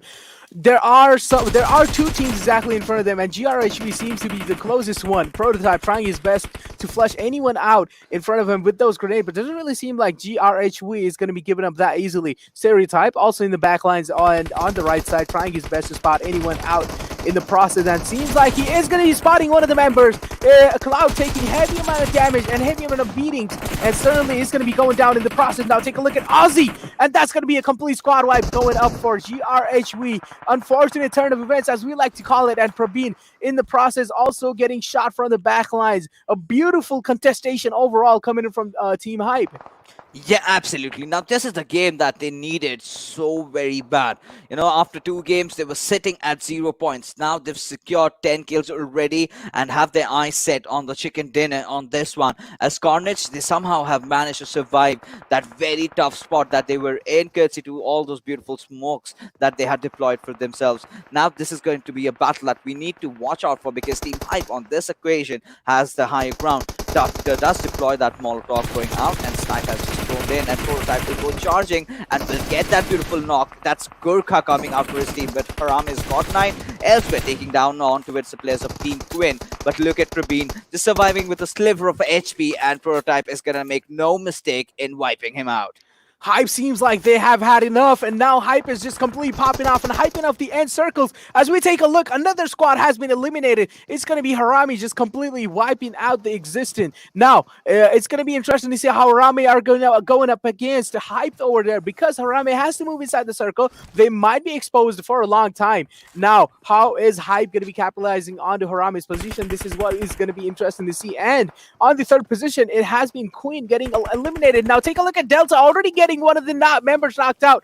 It's going to be Prototype going down from Harame. This is going to be creating enough space for Harame to actually move in. But now just take a look at how Gurkha YT has positioned himself right on the rocker. Is Harame going to be able to expect Gurkha on such an off angle? Now, Harame does want to check what's behind this rock, but Gurkha doesn't really seem like he's going to be giving his position this away this easily. He is still having that massive trigger control going in here as well. He's not going to be shooting bullets this easily. He still wants a lot of confirmation going up against in this situation as well. Gurkha still hasn't exposed himself, but Harame certainly seems like they do have a little bit of info on Gurkha's position as well. Now, Hype trying their best to actually capitalize Harame from each and every single direction. They are trying to close them out, but doesn't really seem like they are going to be certainly successful. And Gurkha YT seems like he's going to be going down.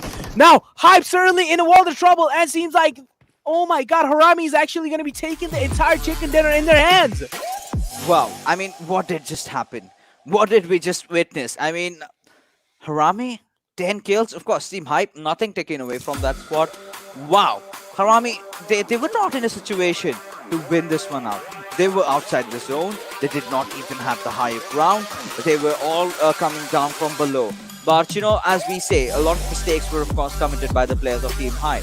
And, there was a point when Gurkha did get that spot for himself over there, but he still had not made it inside the zone. So that was kind of a bit troublesome for these lads. And, well, it is what it is. Harame took a fight against Team KWIN, wiped out their existence. And after that squad wipe, I think they kind of had an energy surging through their bodies. And they went in after Hype. And it came down to the wire, though. It was not a plain victory. It came down to the wire, but it was still Harame walking off with the chicken. But this is something that these two teams needed the most, trying to get themselves back. And now they've got around 10 kills. That's Team Harame. Now, even Team Hype, from what we last saw, had 12 kills around. So now taking a look at the MVP, we do have Kurka Whitey, of course, the IGL leading his team from the front, and also in terms of the kills and the damage. I mean, he's done a lot in this one. Of course, he has. Just take a look at damage. How much damage this man has dealt. 906 damage. That's a lot. And even able to secure those 4 kills going up against, and especially you are having that pressure going up against you, being the IGL. You will have to guide your team. You will have to make the calls. Especially having that kind of pressure and still performing this well is just an absolute really good thing to watch. I mean, it was intense towards the end, but not really much happening in those starting games. But now let's take a look at the top players and see how the other teams have fared off. I mean, Carnage really enjoying themselves, and the Snipe getting those 4 kills. But it was Team Hype in the end that did put a full stop on that. Even a gangster from TDP did try whatever he could do, but Delta has obviously been one of the players that we've had our eyes on for so long. He's been trying relentlessly, and finally it seems like he's succeeding. Indeed, yeah, Harame, I definitely did not expect Harame to like pull so many strats up their sleeves.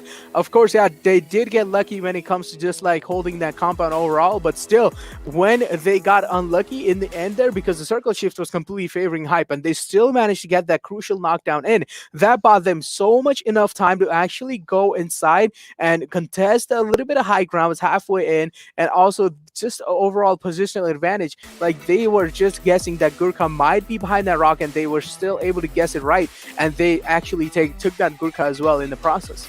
I mean, we've got to give huge props to Akash. To be honest, the way he was pushing, the way he was providing those flank angles in those late game fights, I mean, that was impressive from their side.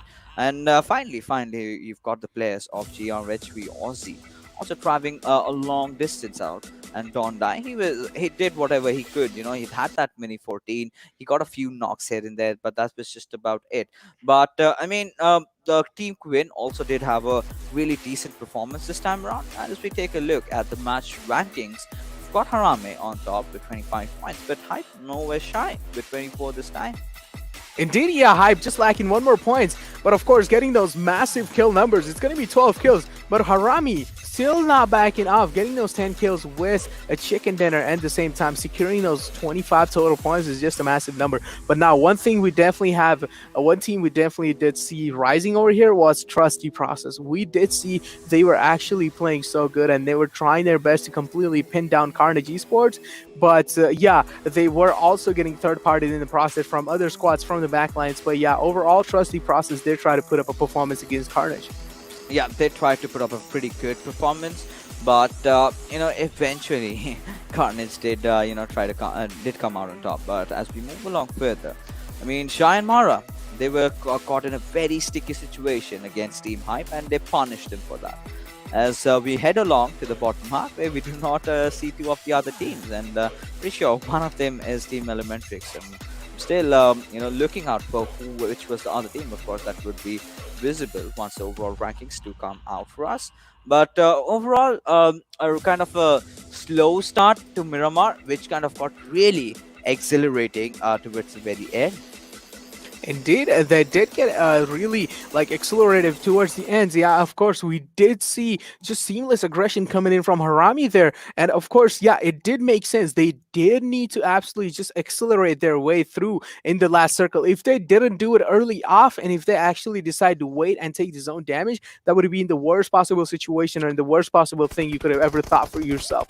And I am so glad that they actually made the decision to get a knockdown in, and the knockdown definitely bought enough time for them to actually get inside. But this is the exact situation where Cops were actually crumbling down one by one. Now Cops definitely need to try their best in the next upcoming map, which is going to be Erangel. Now they will try to pull a little bit of like strats from their like up their sleeves, but yeah, I mean, Cops overall aren't really able to put up a consistent performance, but we just need to give them a little bit of breathing space, which we still have one more map going up against in the future.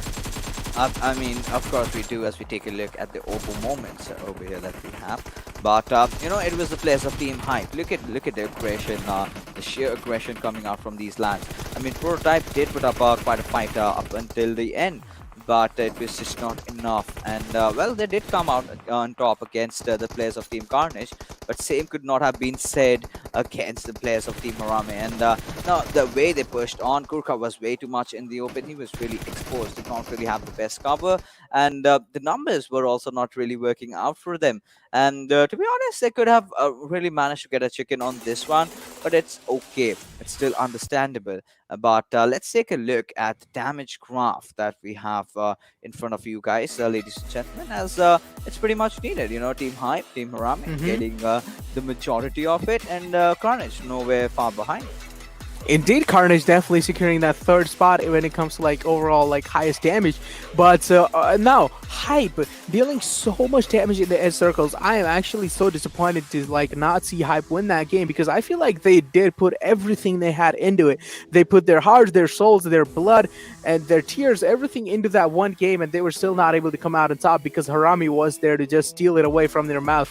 But there is still one more game where Hype can actually try their best and prove their crowns. Of course, yeah, in the first Erangel map, things did go south for them. It was not really overall good for them. The circle shift was in the military base, and they did got caught off guard in those bridge rotations in. But this time, if the circle is not, of course, like not in the military base, Hype do need to put on a absolute show for us. But now, if we take a look at the overall ranking, seems like Carnage have gotten themselves the first spot.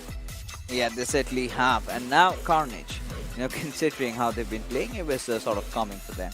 I mean, Ruthless Aggressive Warriors, I think this was one of those teams that was left out. So they're going to be pretty disappointed. I mean, considering had they played this match up, they could have still retained the top spot. Even Team Vibes, I mean, they were doing very well with the rotations early on. But as the game proceeded, as the game, progressed, what really went wrong was they were just blown off. So, not really going in their way, to be honest, but H2o, PWP, Ekta, Team Corps, not really having the kind of a start that they would have imagined for themselves. But KWIN, of course, they would look promising after this game that we had so far. Maybe the game of Erangel might just be theirs. Of course, the game of Erangel might just be there, but one team I am really eyeing out for is going to be Elementrix. Now, Yeah. they aren't really able to show up much. Of course, yeah, we all know we have been seeing a little bit of disappointing performance coming up from them. But of course, we cannot be forgetting the first Erangel map as well. They were one of the top three teams to stay alive, and they were dominating the end circle as well. But this time it's going to be Erangel again. And now we are definitely going to be expecting them to do the same thing in Erangel, but this time try even more harder and try to secure that chicken dinner for you. Yeah, of course. All these teams will definitely be eyeing out for the chicken dinner. But before that, ladies and gentlemen, we will be pushing for a short little break because coming right after is the final game of Erangel.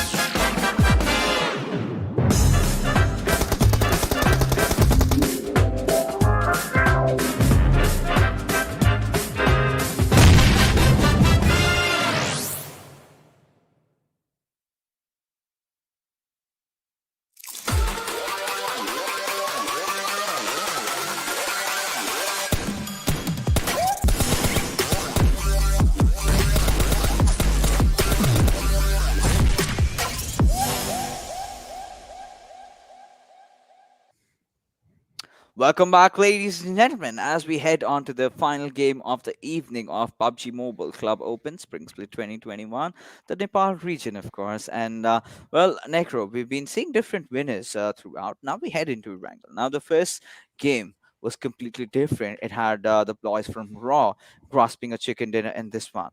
But before we get started, the circle was kind of tending to go down south.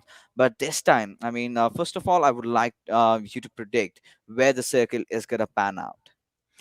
Well, I mean, of course, if it's a Erangel map, to be honest, I feel like the circle might just go near Quarry side. All right, Quarry. Or, So or, or, or maybe, let me guess one more time, or it might be the Yasnaya circle as well. we've been seeing a lot of Yasnaya lately, but right now, we take a head-to-head of the players of Team Vibes in Carnage. I mean, a massive, massive difference in the damages dealt. However, in terms of kills, they're not far away from each other. Vibes, Hmm. however, not yet getting the chicken, but Carnage have managed to do so on that one occasion. So, well, considering how they've been playing, so we've got to see how this one really comes out. Indeed, one thing I really want to point out over here that these two teams were the one to go up against head to head in group stages as well, and now also they are going up against each other. Now, this is just what exactly shows over here how consistent and good these teams are. These two teams are always just on the top two position, and they are just managing to secure those top two positions all the time. And this is literally the consistency what everyone likes to see, and this is the consistency that Nepal region overall has to offer. I mean, now that's the best part, right? These are two new teams formed, playing the first PMCOs, of course, under their respective banners, and what an impressive performance! I mean, they've got the likes of Hungry Box along, who's got a lot of global experience as well. But then again, that was a new team. He really adjusted, and every single player of that team looks so promising. But it's Carnage who've kind of edged out against Team Vibes, of course, with the way they fought in the end. In the map of Sanhok, to be honest. But that's enough chatter because right now the game of Erangel is about to start, and we've made our predictions. Of course, Necro wanting the circle to maybe go towards the Yasnaya side. We've seen a lot of Yasnaya circles, but what we really want to see maybe should be somewhere else today. And anything can possibly happen as the last flight path trajectory heads all the way from Stalber to Vishnurupnoy. Actually a pretty good fly path unless the teams are actually aiming for charge pull or even hospital sides. So overall the left side is definitely going to be so much more harder for all these teams to reach out. But then if you are actually planning to go towards Rotok school or overall just these normal locations that you want to drop in, this is of course going to be a really good plain flat path for you guys.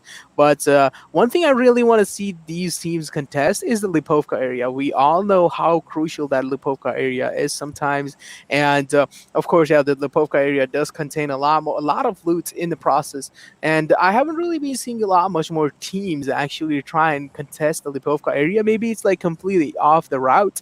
It's like completely on the right side, and it's just like out in the outskirts. And if the zone is, of course, is not going to be favoring you, then yeah, you might be in a little bit of trouble. But seems like JMX and KWIN seems to have their eyes locked onto Lipovka as well. Yeah, they certainly have their eyes set on over there. But a lot of teams have taken that eastern charm. Imagine the circle goes all the way to its western side. Okay, I'm cursed.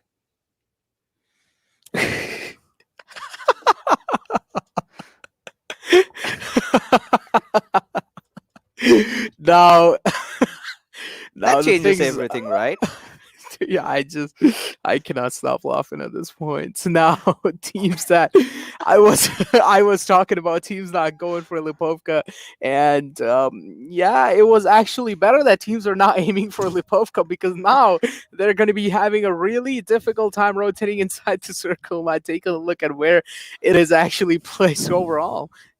This is a Godka circle. Classic Godka circle means Team Hype might just have that edge in all these fights. And we can already see they've got their hands on those vehicles already making a rotation. And of course, Team Harame, they enjoy themselves in Pachinki. So they're like in the center. So either ways, on majority of the times, like on 80% of those occasions, they've got the circle. They're inside the circle. So they might really need to rotate early on. But considering how the circle has panned out, might just go anywhere. I mean, we can anticipate maybe an every circle, maybe a circle going down south onto its the quarry area. Indeed, of course. But like, the first time when I actually guessed the circle, and as I said, I want a quarry circle to happen. Remember, and it seems like the same thing is going to be happening. But now just take a look at Milgan getting eliminated off early, and going to be such a massive disappointment coming in for them. Now, hype certainly showing a lot much more hype this time inside, going in the game over here, and already managing to secure that first blood for themselves.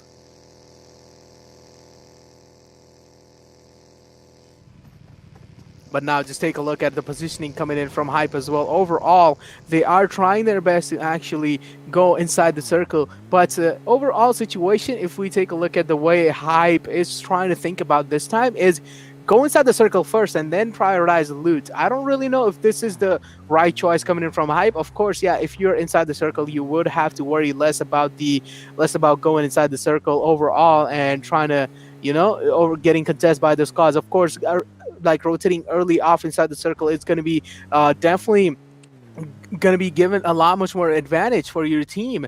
And of course, seems like Stereotype is going to be quite interested and impressed by Gotska over here. It seems like he is going to be looting that entire place off while his teammates are completely scattered across all over the place, and they're trying to loot all those small compounds as well.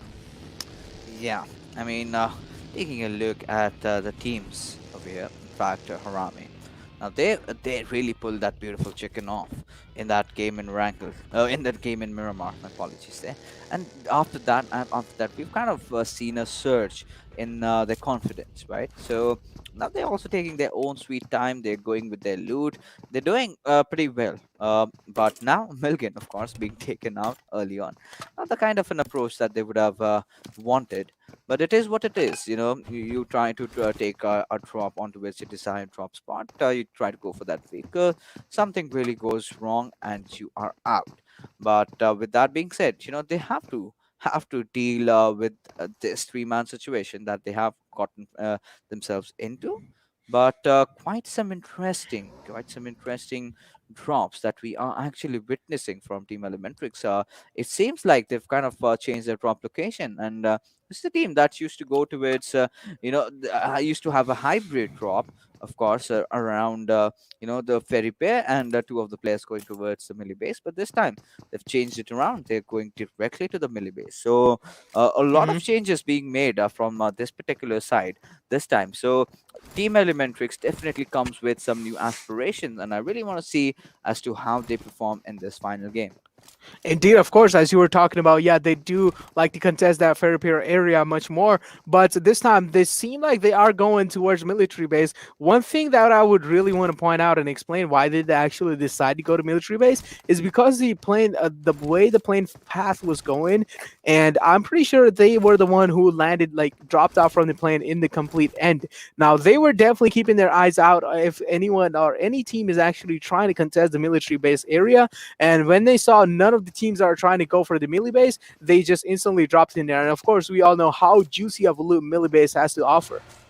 Yeah, it does offer you an amazing loot. But in terms of meds, I've been kind of a bit skeptical about it. But I'm pretty sure the boys from Elementrix might just figure it out, and they'll definitely make that rotation in early on, and they would definitely want to have their eyes on the chicken this time around. Taking a look at Team TTP over here, so they have sort of managed to take control over this important compound. It does have that barn house, as we have the players of GRHV rotating around the school area, trying to traverse around the map. And well, if this continues on, maybe might just meet somebody. I think they've already done so. We're gonna see if they're actually stopping down to fight or they're actually moving along.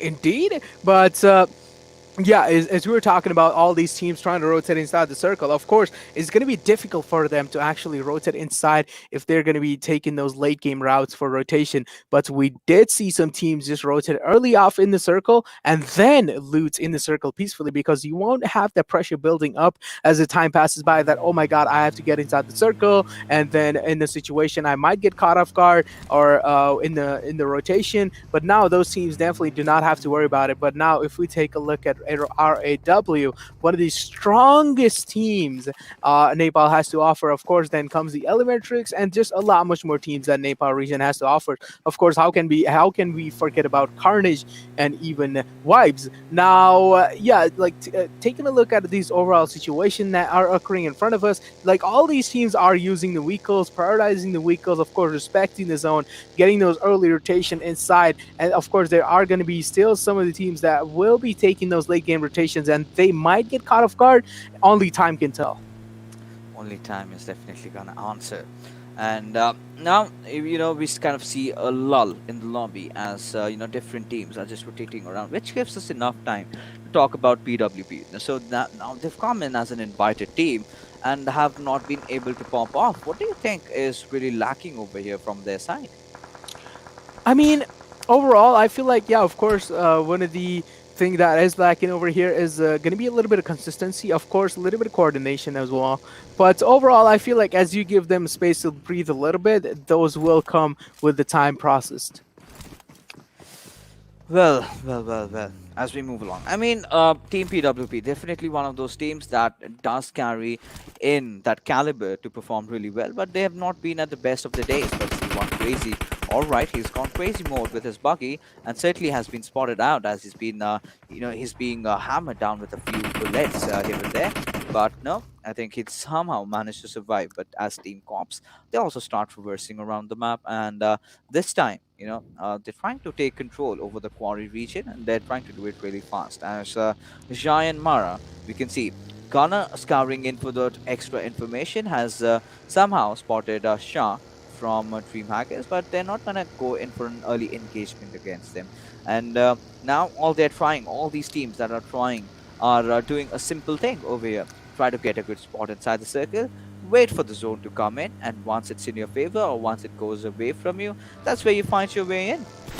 Indeed, of course, that's where you find your way in. But seems like TDP is going to be in an early fire down situation over here in Carnage. Of course, the strongest precision, the strongest team that they have to offer, and of course, they have the most precision as well. You certainly do not want to rotate right in front of this team because they are certainly not going to be missing any kind of shots when you're trying to rotate in. But now just take a look at the situation where PHEN has put themselves into such an unfortunate position. Of course, going to be trying to smoke themselves out in the process. There goes the smoke in. Going to be even parking the car inside the smoke, and also going to be sticking the revive onto Legend. A beautiful, beautiful way of cover just coming in from PN, and just the way the thought process was going in through. He put the car right in front of the thing, so even if they are spamming inside the smoke, the bullets are not going to be completely hitting them in the process as well. I mean, let's see. Right now, Sandesh, he's got his eyes onto its Gurkha, and one beautiful shot might just have popped that head.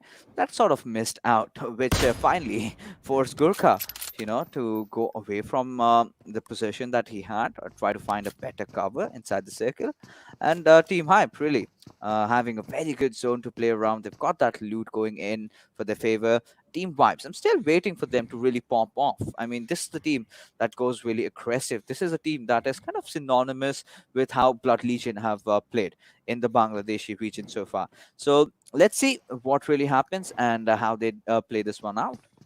I mean, yeah, it's of course going to be interesting. And as you said, you compare Team Wipes to Blood Legion. I still feel like Blood Legions is a little bit more aggressive, and they do still catch a lot much, like carry a lot much more punch than Wipe, because just the overall aggression these guys show and some of the players that Blood Legion has to offer, they are certainly not scared of any kind of situation, no matter how the situation is. They are, of course, going to be just aggressing and right in through. But coming back to the Nepal region, as we would like to see, Carnage seems like they do have one of the most decent spot inside the cover, going to be securing all those 5 buildings for themselves and only for themselves. And even the hill range, of course, they're going to be having overall so much more control if you take a look around them. But now it seems like Eccentric does also have such a good positioning. They do have the high ground going in from the quarry, and if the circle shift is definitely going to be shifting the quarry, or even if it like if teams are unlucky enough, and if it actually decides to shift to quarry, it's going to be interesting to see how each and every single team is going to be rolling out their strategies, and are they are going to be trying to rotate inside the circle. But seems like there might be a little bit of fight coming in from Hype and PN as well. And seems like Gurkha is going to be spotting one of the PN members, and is there going to be a fight occurring anytime soon? But just take a look at the zone shift. It's not on the quarry, and now Eccentric has to make the rotation in. They're going to be getting inside cars instantly, and the rotations are coming in through. I mean, that's going to be pretty interesting considering how the circle has really made that shift. And Team Hype, of course, having the central position. The remainder, they need to rotate. And now this is a time where teams like PWP can really shine. But Ekta also chiming in into the fight. And so many teams are in so close contention. Even P and Crew joining the fray. And, they have had their glory moments in the first game. But apart from that, nothing much really visible from their side. One Crazy has been taken down as the players of DreamHackers, are falling one after the other like a stack of dominoes. Indeed, they are falling after one after other. Now take a look at even Crazy and Sandy Sir going down in the process. Now they are under heavy fire from Manish with that DP spray coming in, but doesn't really seem like he is going to be able to catch anyone off guard. And DreamHackers certainly going to be making their way through their teammates, to their fallen soldiers, as we would like to say, and trying to get that res in. But now just take a look at the overall situation that is happening in front of us. Seems like God9 is going to be capitalizing on Applex's position.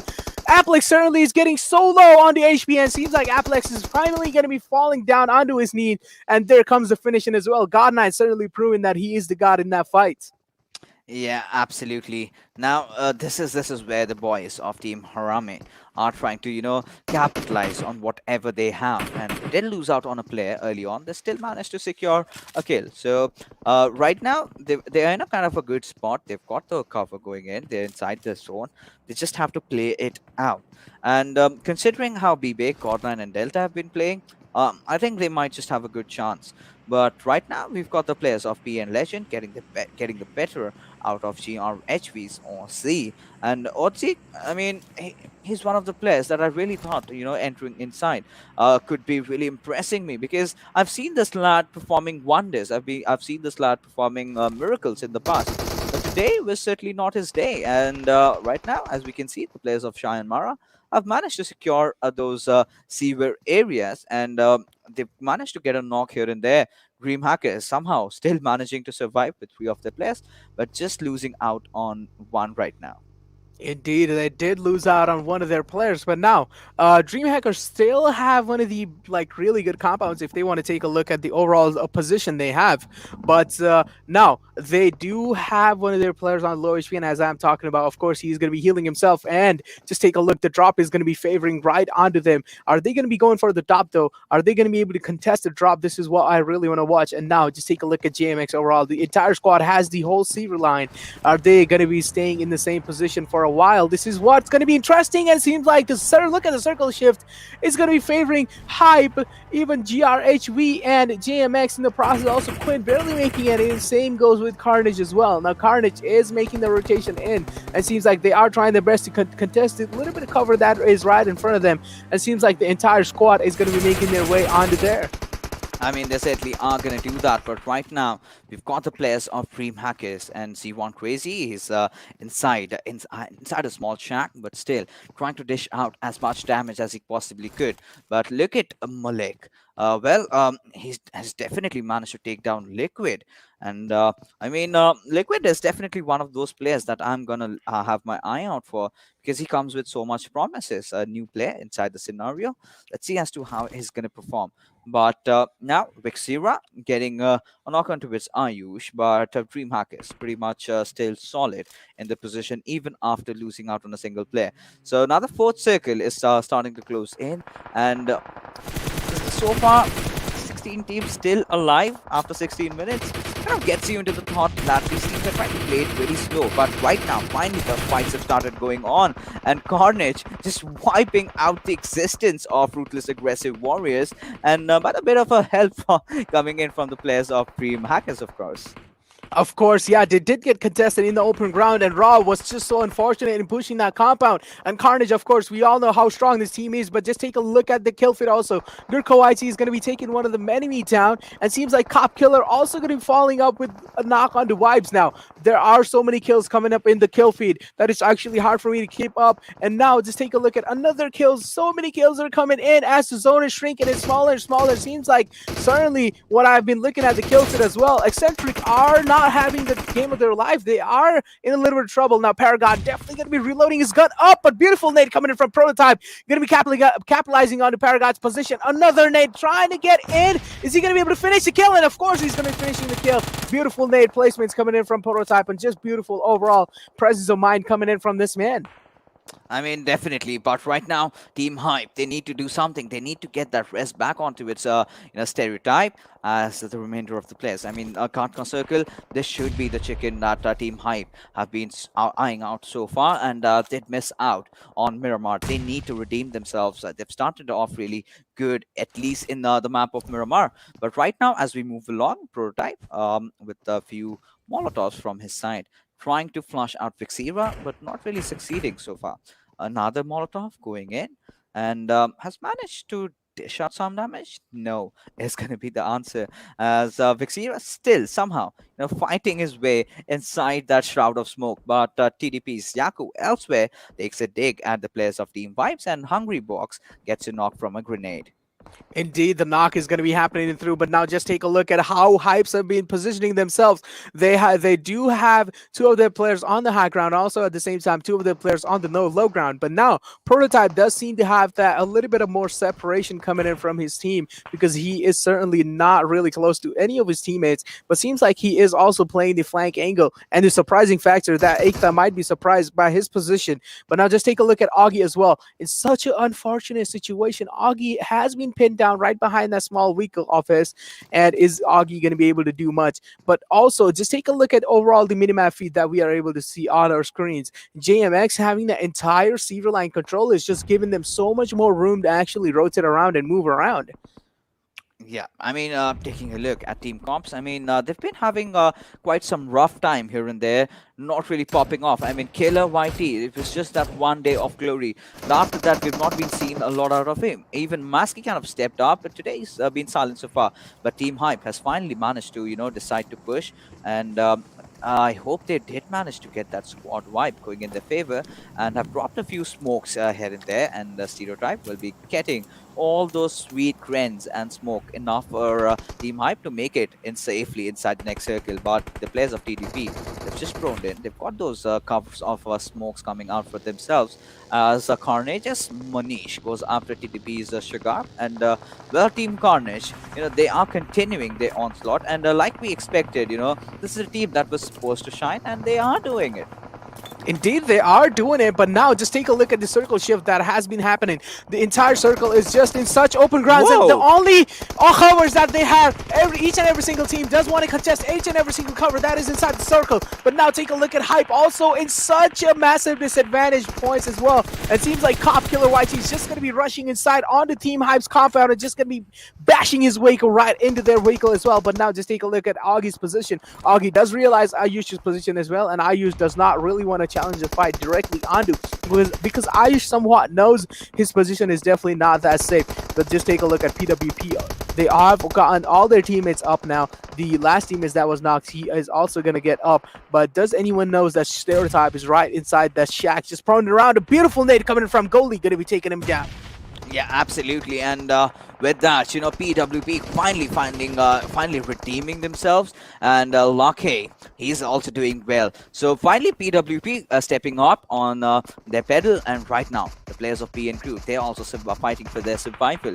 Now, PWP made that really smart rotation inside the compound, which was in contention, and Team High, the likes of Team Cops, everyone goes falling out. I mean, even Team Elementrix and Team Vibes not really able to, show up. All the big names being taken early on, but this gives enough time and room for the players of Carnage. I mean, they're being ruthless right now. Manish has started willing all these different players here and there and getting a few more knocks for himself, getting those kills confirmed. And look at the cojones on these lads. They've taken those roof and trying to flush out every single player that they have yet to get inside the circle. But before that, they are trying to take down as many teams as possible.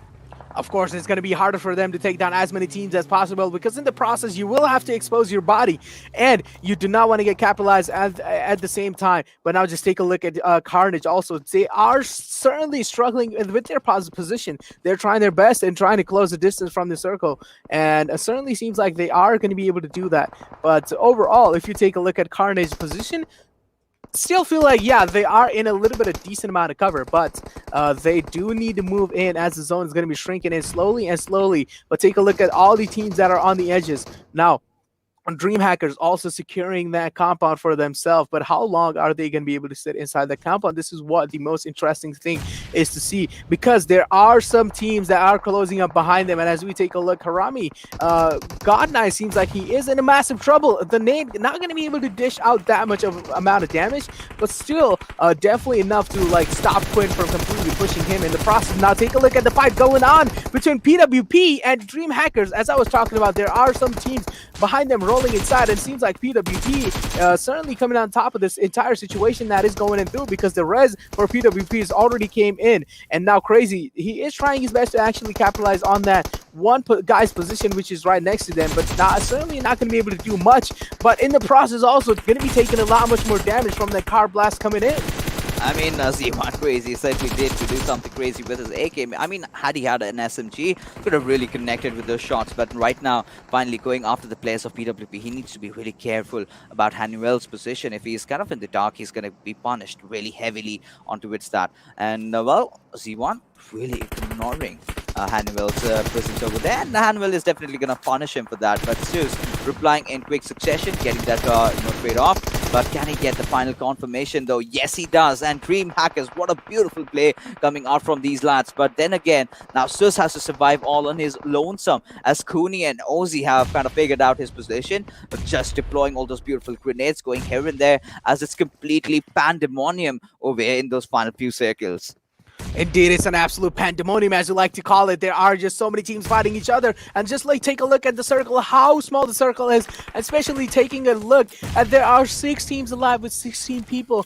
It is definitely a lot much more people than it should be surviving right now, because if the circle decides to get a little bit much more smaller, it's just going to be such a massive chaos, because of course the smaller the room, not a lot of people are going to be able to keep inside the room as well, because as the room goes on to smaller and smaller and smaller, the space is definitely going to be decreasing as well for all these people. But now take a look at Sus over here, proning right next to the compound. But is Ozzy going to be capitalizing on the Sus's position? I feel like in the process where he actually jumped up, he did give his position away, and beautiful jump shot coming from Ozzy, going to be taking Sus down completely. Now that's going to be DreamHackers eliminated, and it's definitely GRHV. We did not expect GRHV to actually be in these top 5 situations. It seems like they have been proving me wrong, and actually getting those top 5 situations coming up for them. Now just take a look at Carnage also. All these teams in the end circle definitely need to watch out for a team like Carnage. If they are alive, the threat is still on.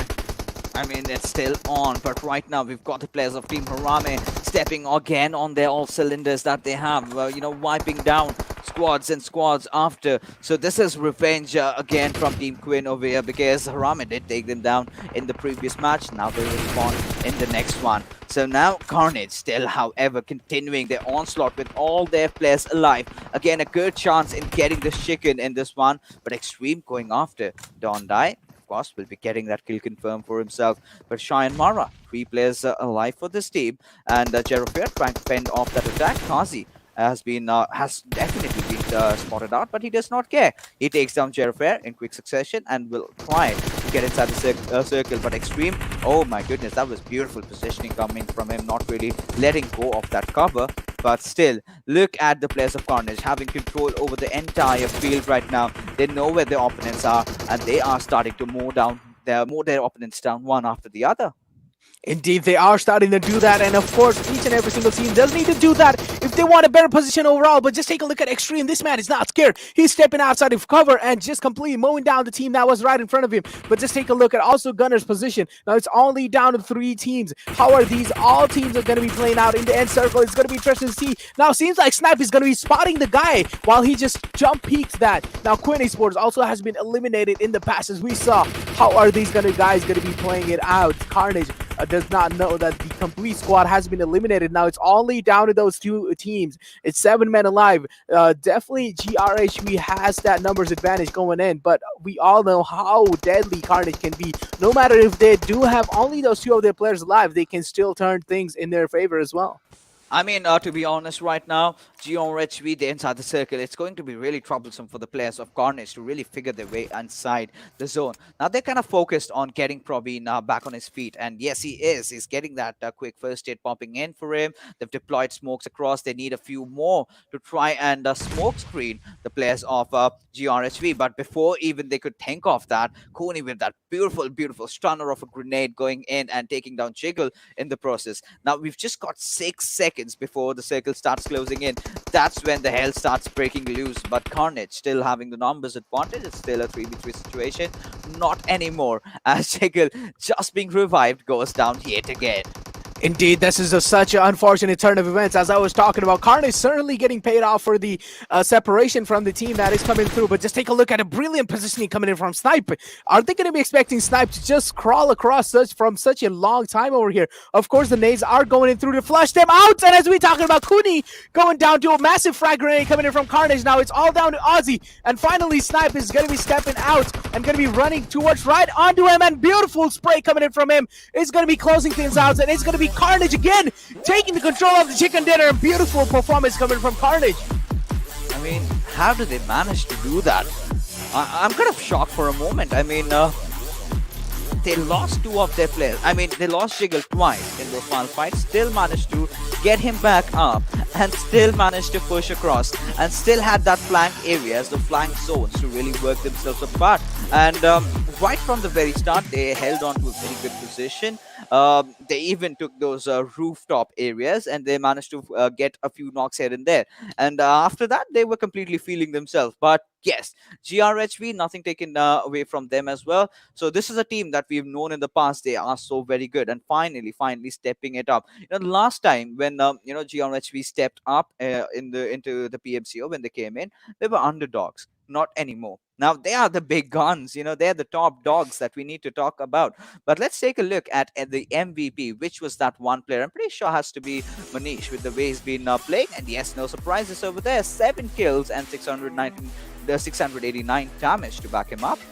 Indeed, Manish was just proving such a massive performance and just displaying such a great skill in front of our eyes. But of course, damage not certainly being enough done by him. But I feel like, yeah, the support players from Carnage were just doing an absolute great part. But one thing I really want to point out here is, like, especially in a team like Carnage, it's really hard for you to actually point out which kind of player is actually playing the support role, because when you're having all of your teammates just playing that well and just everyone just fragging out, it's just such a, like, I don't really know. It's just a confusing thing for us to even witness, like which player is going to be playing the support role, because each and every member is just dishing out everyone on the map. Every single player of Team Carnage kind of, I mean, whoever spots, he's the one who's taking those kills. So they don't really care about that. And as long as he's succeeding, I'm not going to complain. And there you go. Even in the top players, it kind of clearly reflects, right? And Manish, he was kind of on the sidelines during the group stages, where, you know, Snipe and Praveen did majority of the job. But now when things started to matter, now when we're finally in the regional finals, Manish, oh my goodness, he's managed to secure the chicken dinner for his team in Sanhok when he's just solo clutched out against Team Vibe. Now he's done that again. And I mean, match after match, he's just, this player is such a delight to watch. Indeed, it's actually a delight to watch. But as I'm talking about delighting to watch, I also, one thing I of course want to watch out is the match summary. How did Yeah. these guys play out completely well in that match? Because Carnage has managed to secure 2 chicken dinners for them in this entire 4 map roster that we saw. And like, I don't really understand, like, how can a team be so consistent? And just take a look at this match summary over here. Each and every single member from Carnage is on this table. If we take a look at Manish is going to be on the twice, and then Jiggle going to be following him up, and then Snipe with, of course, those maximum 2 assists. Snipe definitely had the highest damage in the Carnage team, as we were Yeah. talking about. But overall damage, if we take a look, it's going to be Sus with the highest damage, and he's going to be coming up with 890 damage for himself. But yeah, of course, Yeah. DreamHackers were trying their best to survive in those late game, but didn't really seem like the situations were going to be favoring them anytime soon. Yeah, I mean they tried. Of course, once he went crazy, completely different, looking to a different direction. Then Hanuel kind of did spot him out, did take him. But that was when Asus replied in quick succession, but did not really work out. But now let's take a look at the match ranking and 29 points for Carnage. I mean, of course, in the overall rankings, we do know who's gonna be on top over there. But look at GRHV right now. This is the kind of a performance that we were expecting. This is a team that believes in consistency, and it looks like they finally found their way back. They took some time to settle in, and they look very relieved. Indeed, they do look very relieved. And as we are coming back to Carnage again, they're just so good. Like, I don't really know what else I really want to put it on the table. Like, I'm just so speechless by the performance these guys are going to be putting up all the time.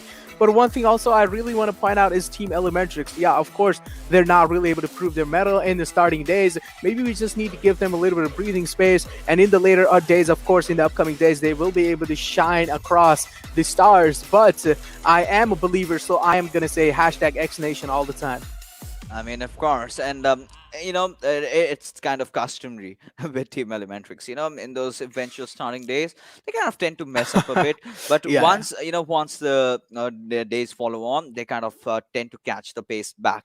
And they've always been one of those consistent teams to be eyeing out for. But the only problem that has been with Team Elementrix, from my POV, is that, of course, those multiple roster changes that they tend to do along every single tournament. So you always see a new roster of Elementrix. It's very highly unlikely to see the same roster coming in again. So that's one of the things that I really want to witness from Team Elementrix. But right, let's just head into the open moments of the day as we keep on to continue a conversation about them. So now this is a team that did change their drop location, right? They're now going towards Millie base, and that's where the trouble begins. Considering it's a Kata circle, they had that trouble, trying to rotate across the bridge. A lot of teams were surviving till the end, but they certainly were not one of them. They were taken on early on. But at the same time, Team Vibes also with a very shocking exit in this one. And this is a fight where everything kind of went south. And, Team Hype, they were really doing good up until the point they really committed for that compound. And they were also followed up with Team Cops. And both of them got just eliminated. I mean, obliterated rather. But this was where, we did get to see the players of JyanMaara really stepping it up, and Extreme, of course, carrying on forward with the experience. But Carnage all along. So, yeah, pretty much Carnage everywhere. Yeah, Carnage is literally just everywhere. Right now, even my brain is just saying Carnage, but somehow I'm forcing my words out from my mouth. But it's just the like absolute amount of domination these guys have been showing us in the entire game. And even the group stages, we just saw Carnage and Vibe just absolutely dominate the field all the time. Especially seeing the same amount of performance and the consistency from this team is just going to be an absolute fascinating thing to watch. And now just take a look at, even on the damage graph, just take a look at Carnage. They are just dominating in each and every single field that, just overall all these teams have to offer. I mean, we know that Carnage have been doing so well. They did manage to get the chicken, but let's take a look at the players of Team PWP.